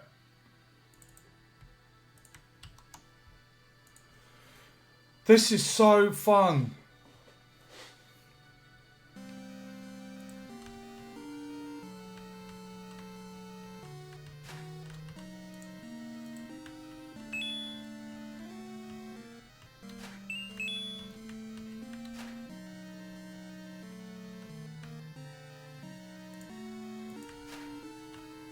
Why is it not?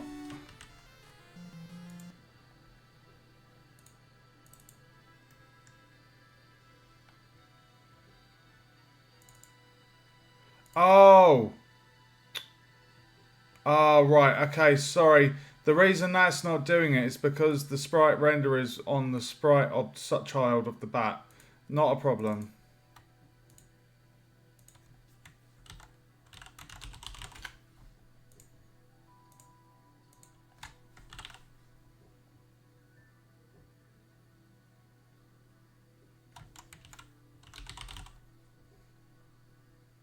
Oh my god, that could be anything, bro.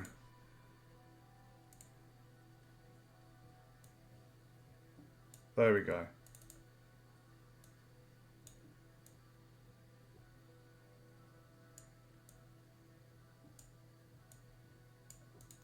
There we go. Now it should work.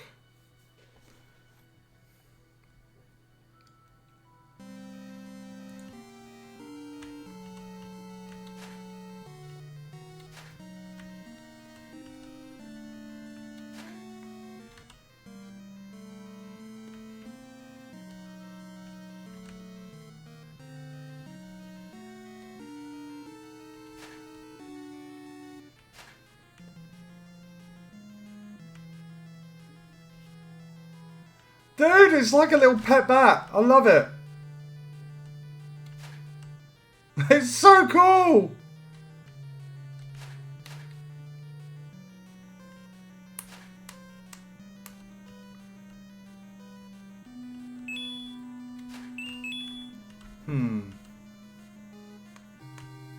Okay, I've got a better way to handle this because what it's doing is if I flip, it flips. Whereas if I'm like here, it's flying backwards. So that's not a good way to handle these sprite flips. So if I get rid of that,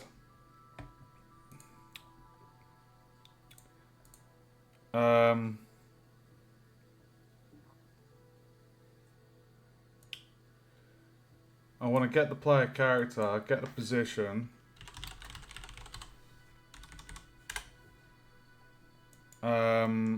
And then we want to get the X. And we want to say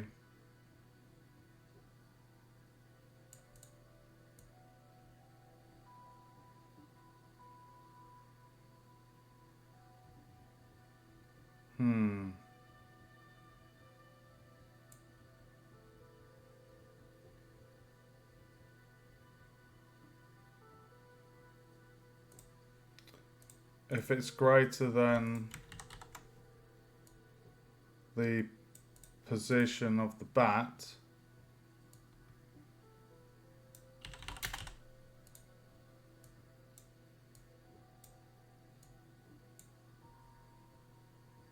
that should do it nicely.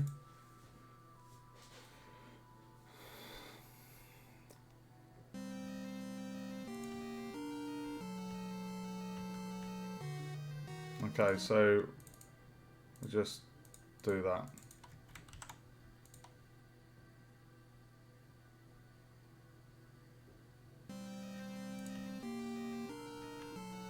Hey, yes, baby! Look at it go! Yes! Dude, I've got a bat!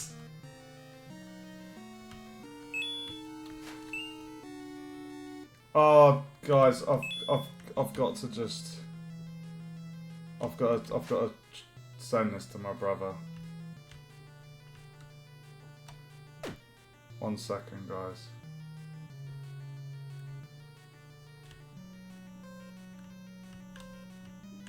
We have a bat!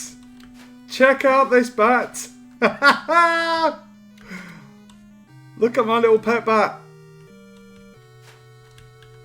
My little bat! Look at him go! Dude! Where's he gone? Oh, that is so cool. So cool. Is he going to follow me across the lava? Here we go. Oops. Oh. Oh, he's coming. He's coming for us. It's so fun. Oh, I love it.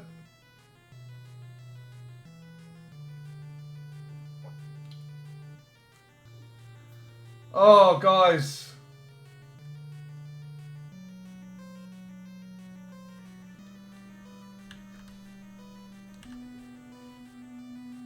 Oh, man, I love my bat. Dude, that was so easy to do as well. So easy to do. I mean, that is AI in a sense. It's getting the player's location and it's moving to it. Now, there's a way that we can essentially create an area where this bat will kind of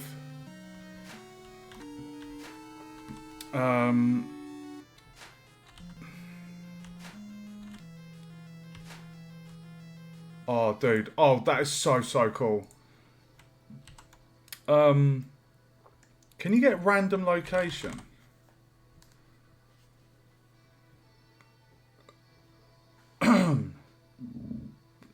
Oh.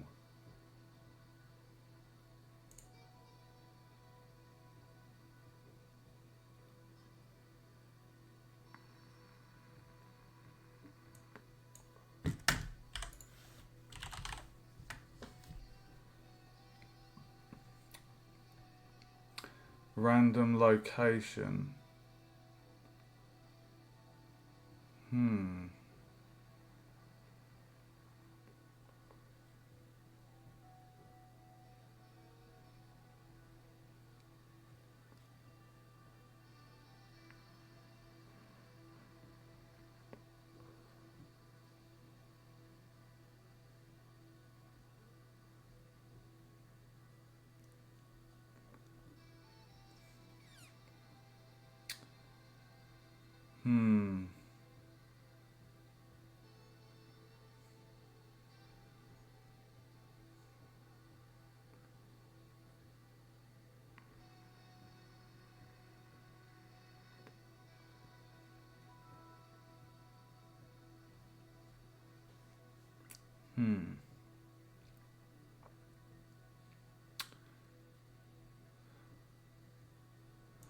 So what we want is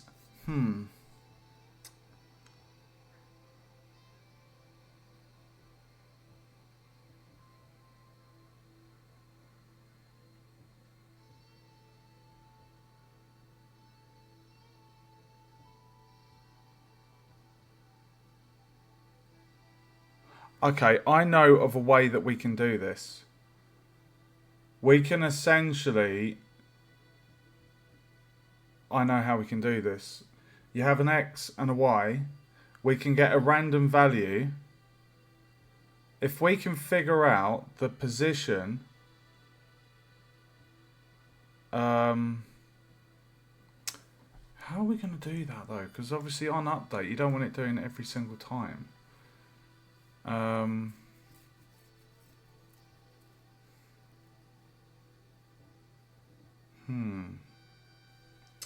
Tricky, tricky, tricky.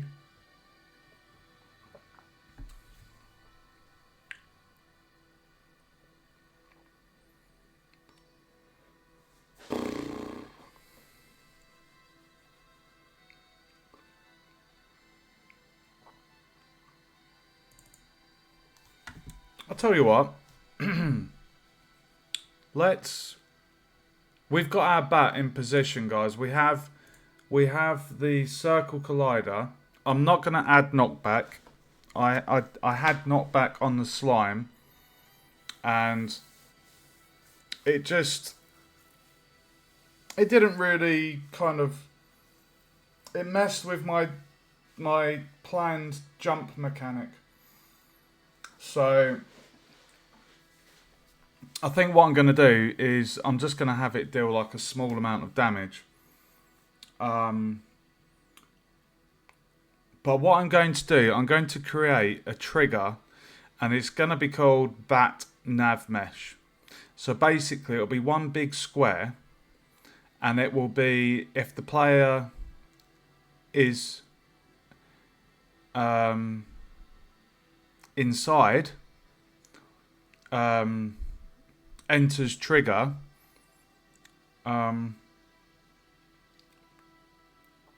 we'll basically have the bat chase him. When the player exits trigger, it will stop. So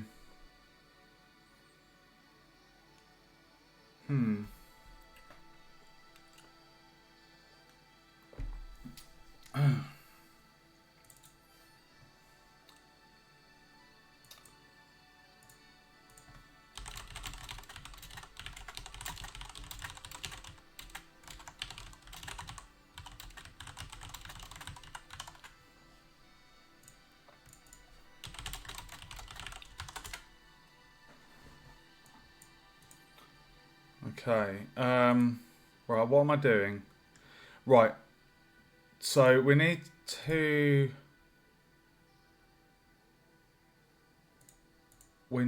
give this a tag. Enemy bat. And then if we go on to the player,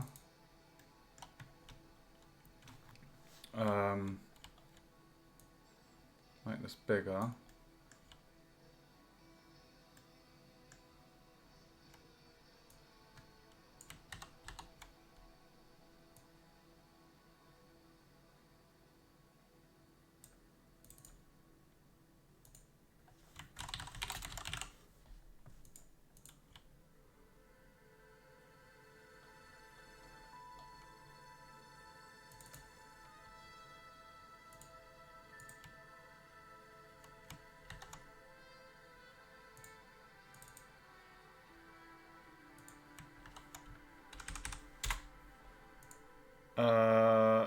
I'm going to say, I don't want to be too harsh. So I think I'm going to say 0. I'm going to say 2% health per bite. I think that's fair. 10% is over the top. The slime deals I think 5. Yeah, the slime deals 5% health. The bat is just more a pain in the arse. So I think that's a decent amount. So we're saying if if the player enters the bat's trigger, we'll take off 2% health. We're not going to give knockback, because that would be too harsh for the area this is intended for.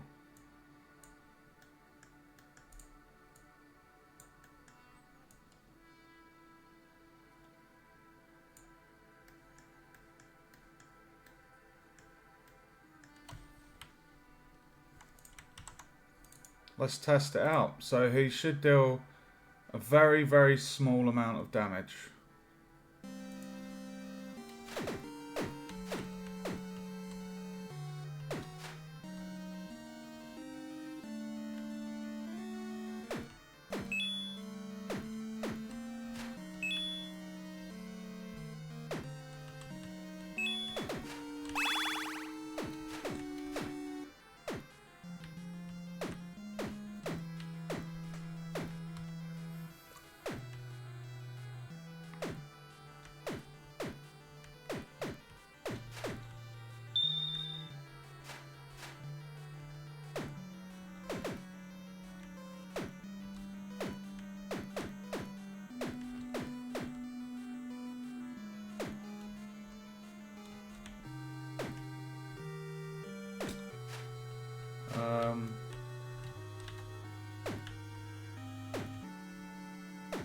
I'm going to change that to 1%.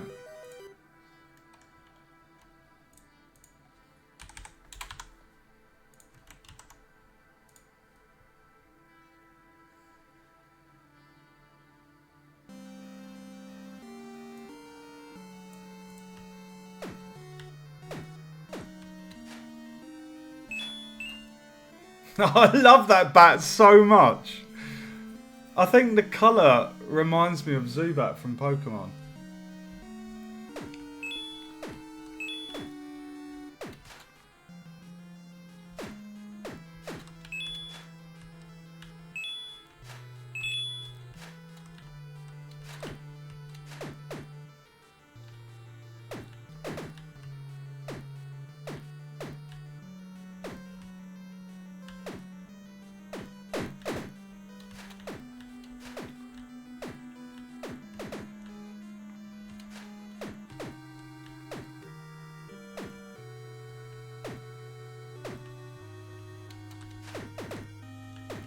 Yeah, if you stay near him, you take quite a bit of damage. 1% damage is very fair. You can see how much that's drained my life bar just by getting nipped by it. So I'm happy with that. Okay, so we have the damage being applied by the bat. We have the bat's sprite doesn't have. No, okay.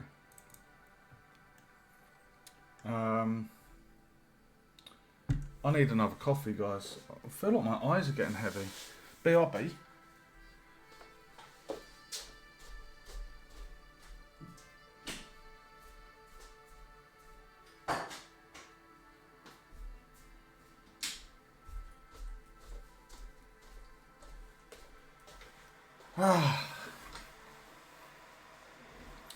Okay.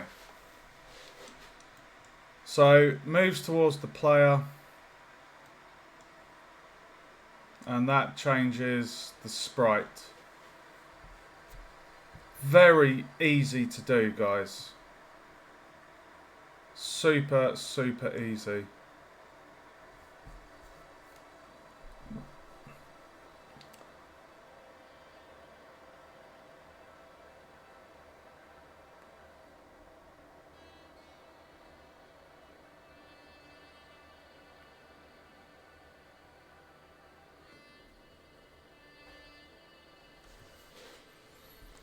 Let me just make my coffee, guys.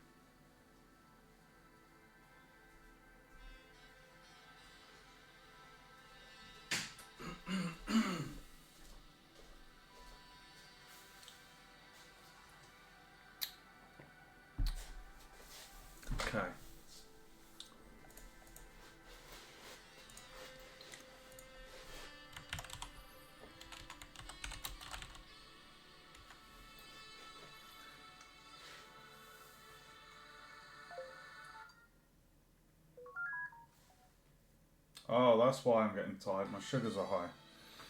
I gotta pump some units.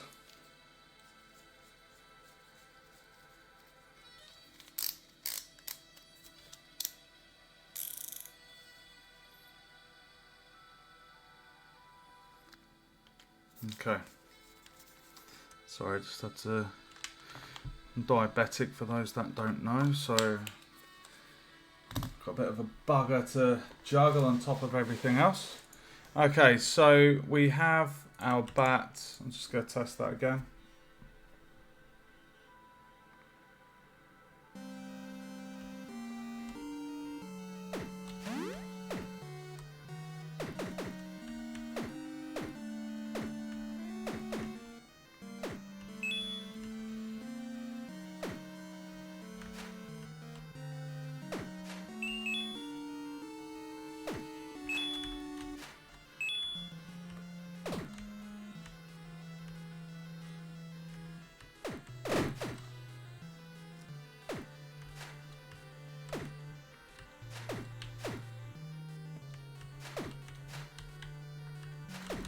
Oh my god, look at that little mini wall slide. Oh dude, that's awesome.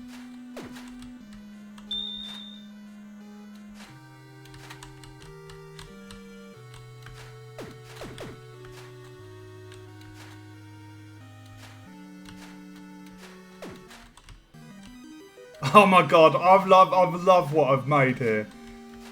I really do.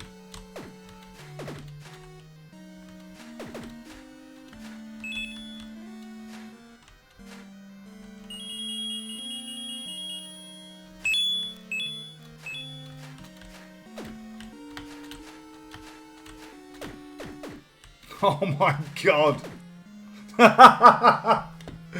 Oh, this is so fun. Okay. Right, so what we're going to do... That bat is done, but what we want to do is create an area that is going to be the trigger. If the player is in that, the bat will move to the player. If the player's not in it, it won't move to him. Or her, sorry. So... slime triggers, level complete.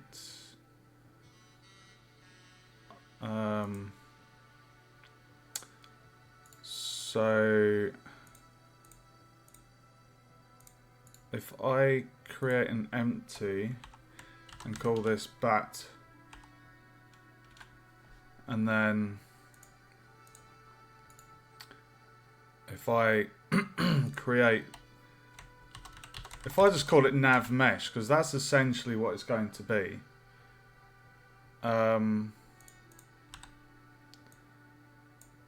And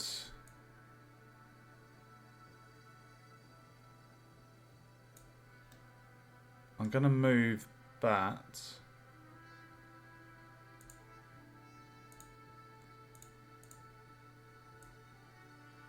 I'm going to move the bat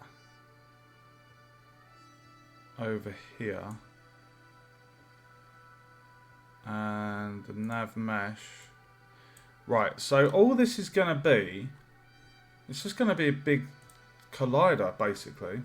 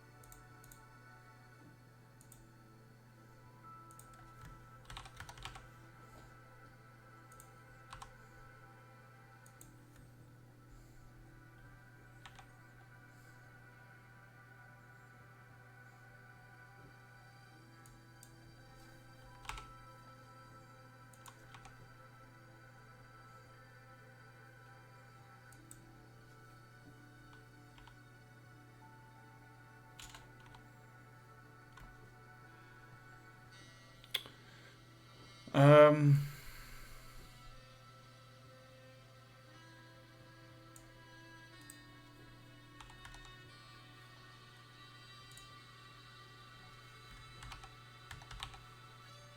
Okay.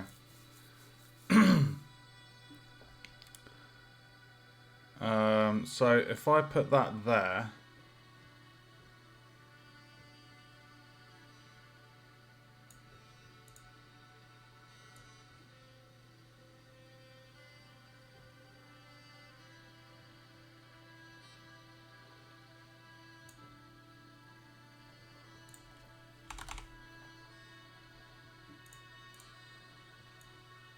so the nav mesh is going to be there.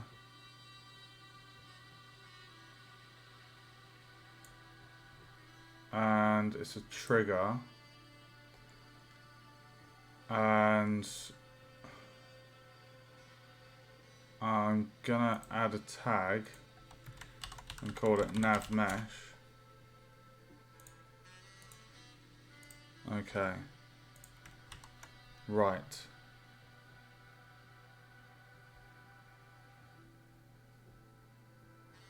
Okay, right, hold on a minute. Okay. I mean, it would be cool.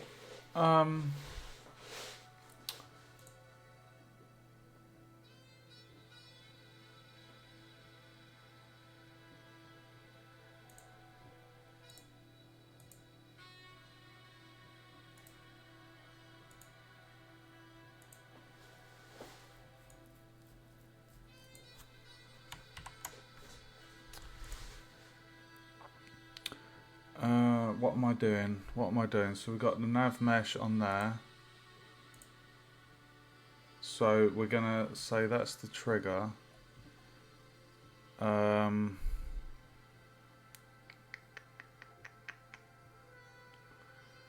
Okay, so on here,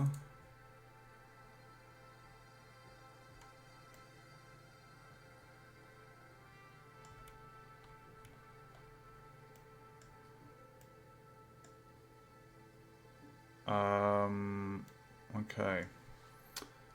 Right, I'm gonna need a scene boolean to say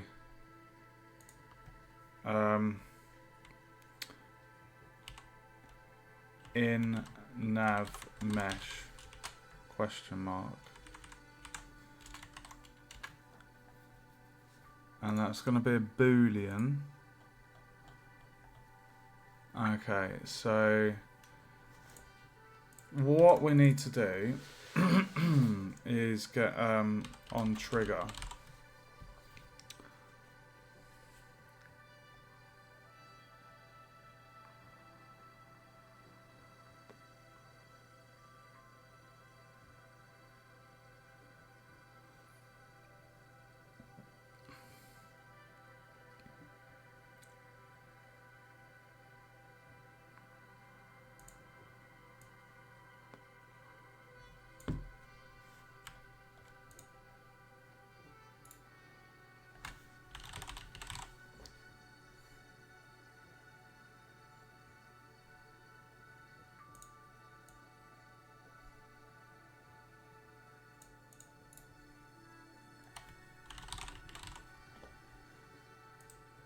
Oops.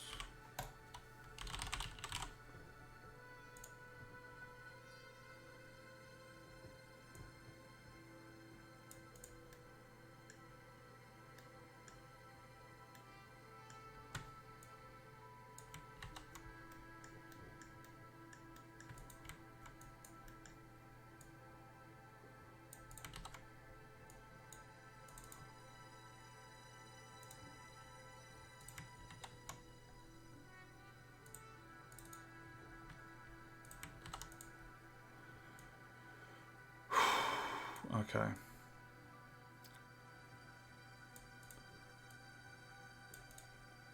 So it's saying get the tag oh, we can't plug that. Oh, that's a pain. Right, so on enter trigger,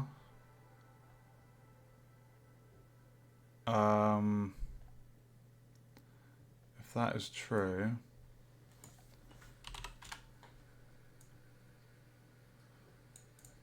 if that is true, we say, oh sorry, we set the nav mesh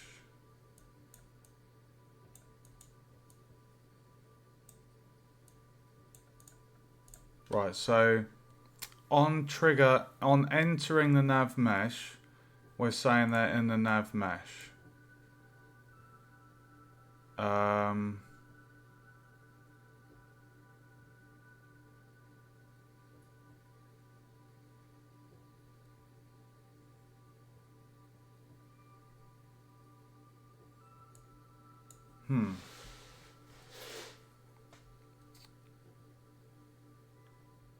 I don't need the stay because the boolean's gonna do its thing. So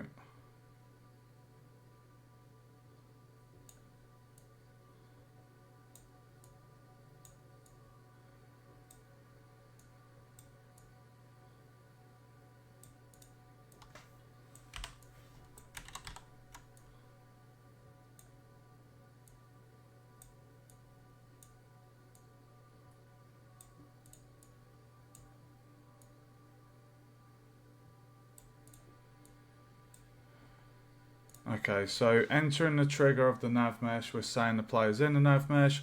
On exiting, we're saying the player's not in the nav mesh. Okay, so now what I'm going to do, I'm going to click on the nav mesh, and then that little cube there, we need to move that back down diagonally. Right, so now the bat is dead center of the nav mesh. So what we're going to want to do in the enemy bat,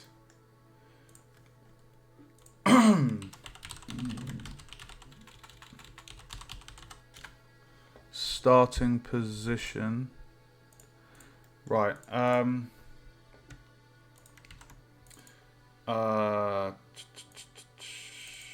there we go.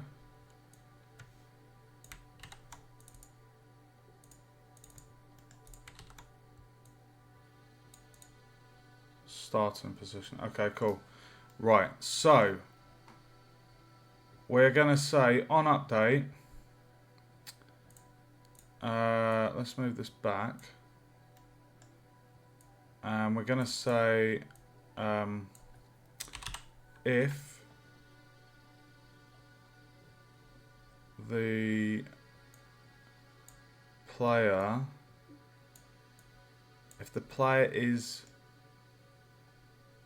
the player is in the nav mesh, do that.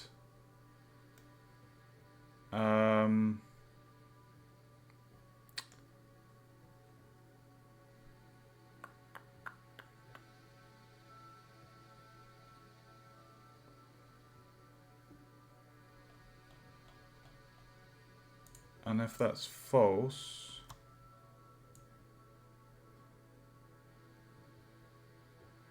okay, hold on.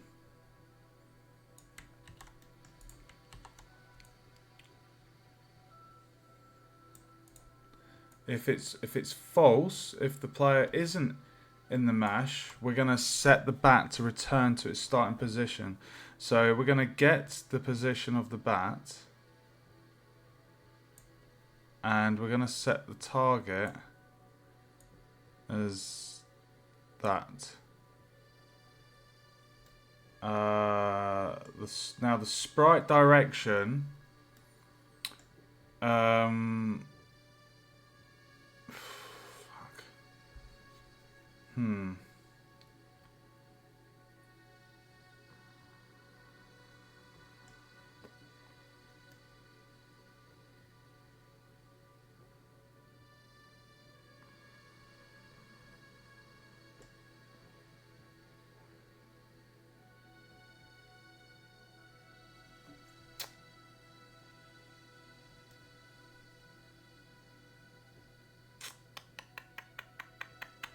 You want right? Okay, how are we going to do this? Set the position, and then I guess you want to.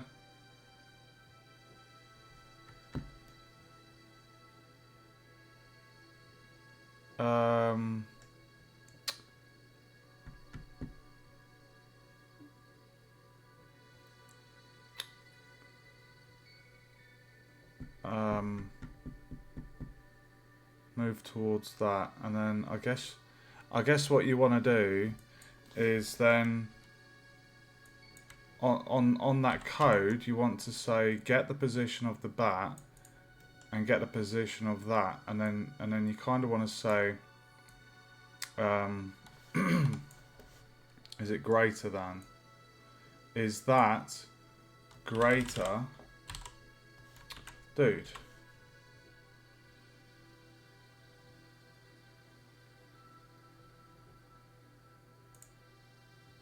Oh.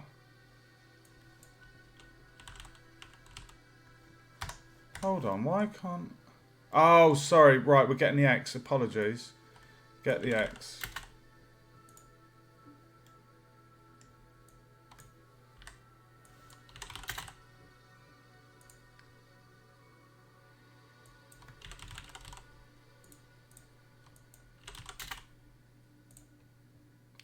Right, so we're saying, is the X of where we're going to greater than our current X?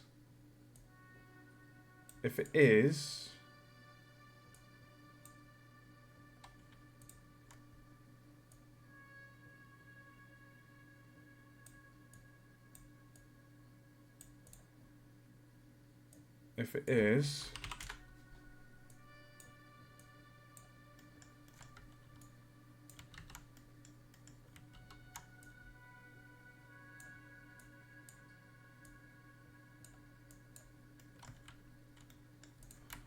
okay. So we're saying if the player's in the nav mesh, move towards it. If he's not, send the bat back to its standard position. So we can click on this nav mesh and we can actually watch this in action. So when the player's inside that, that's the only time that the bat should move towards us.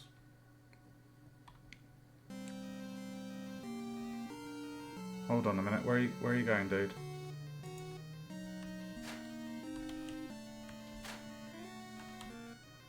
Oh.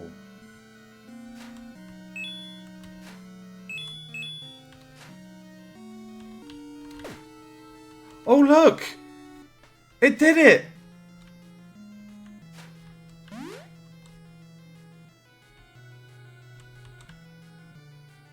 Oh, I've done it! I've done it! Hold on, why is he not moving back? Right, hold on.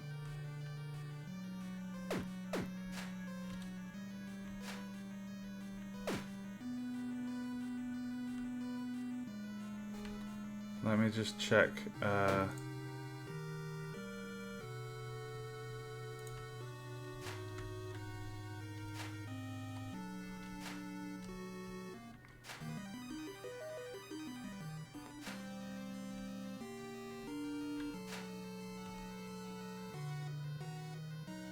But why was the bat?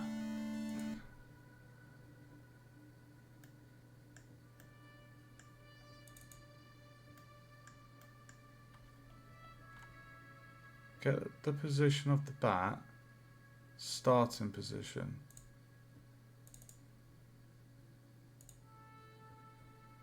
That's his starting position.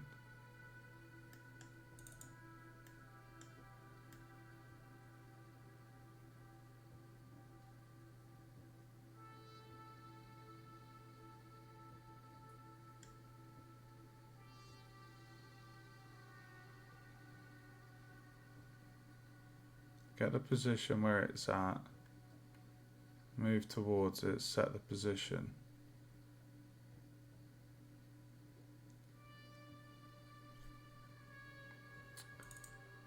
Why is the bat defaulting?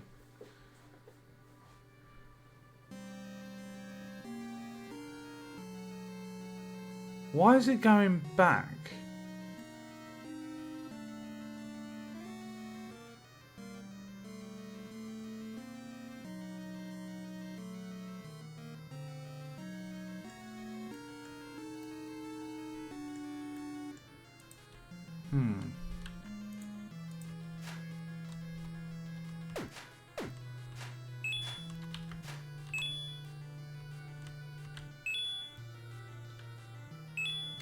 Oh my god, I've done it, guys. I've got a nav mesh. That was so easy.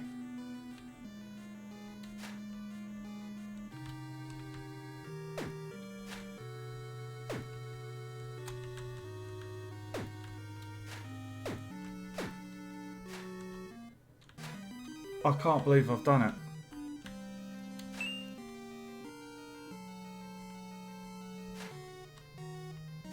That is, it's. I know it's not the built-in nav mesh. I know there is a nav mesh of sorts you can get with Unity, but essentially I've created my own nav mesh.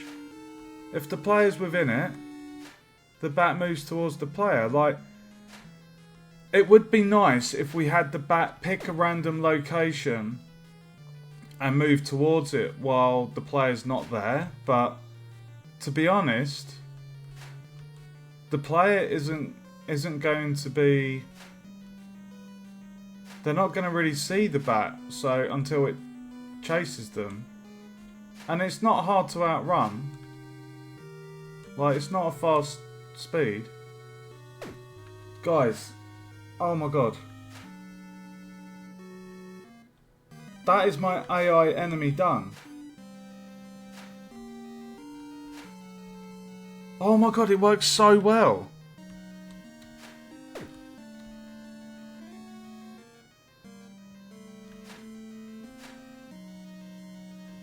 I'm in love with this. This is madness.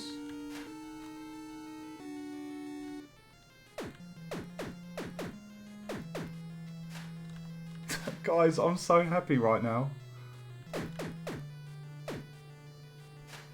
I can't believe I've done the bat. I genuinely thought that would take ages. I was actually dreading doing that more than the wall slide mechanic. I'm so happy with that. You can see on the left screen the scene. You can see the nav mesh. Like that, I've called it the nav mesh. It's just a massive trigger.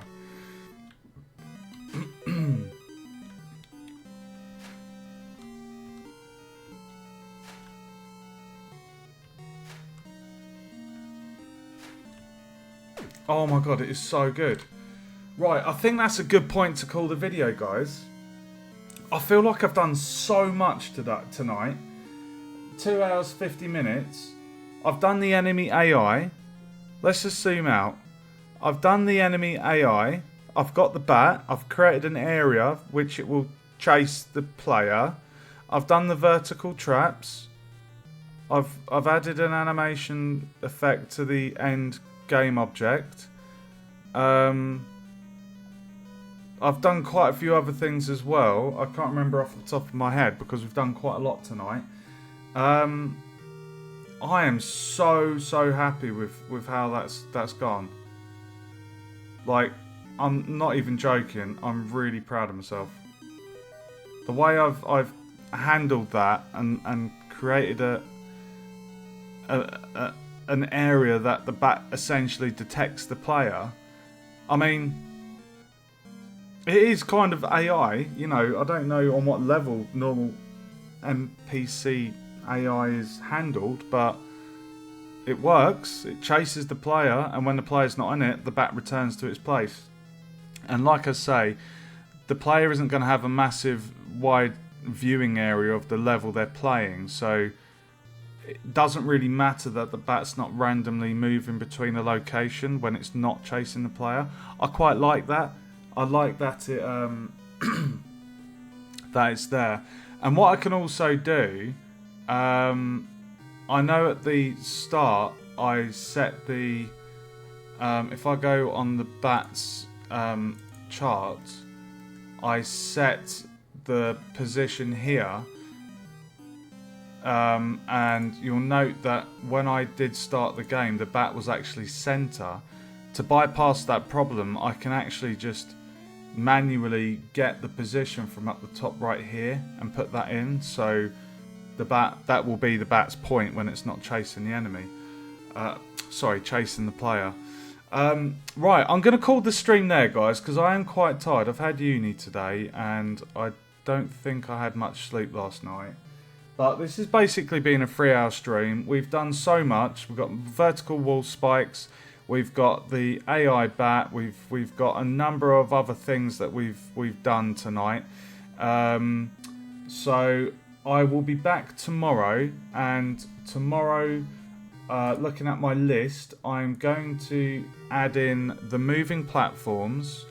I'm going to refine the tracking camera because at the minute, when the player's kind of jumping around, there's certain parts where you jump, you can't see beneath you. Like if you're airborne, you might not see where a platform is to land. So I want to refine that so it's a bit fairer on the player.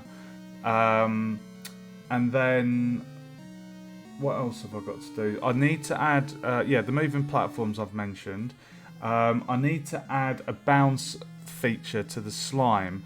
So that's essentially going to be like a kind of little trigger, if you like, on top of the slime.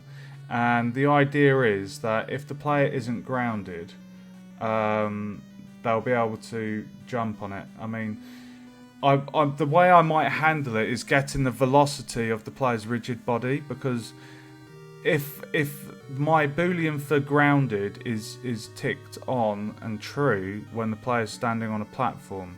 So if I was to be standing now and the slime went over me, and if I pressed jump, I would just basically be shot through the air. Whereas I don't want the mechanic to work that way. I'd much rather it get the velocity of the player's rigid body. So if it's like, I don't know, greater than -2, so like the engine knows that the player is falling down and it's built up velocity, then add force and bounce. That's how I'm going to handle that. So yeah, I'll be back tomorrow. So I know I'm repeating myself. We're going to do moving platforms, refine the tracking camera, add a bounce to the slime, and I think I'm going to rework the lava, the way the lava's currently functioning. And there's also the featherfall power up to fix, because the wall slide mechanic it's essentially mucked up the featherfall. So I just need to check the booleans and the flow of code for that. But I am so happy. So happy. I've got my little beautiful bat, and the scale of it is perfect as well.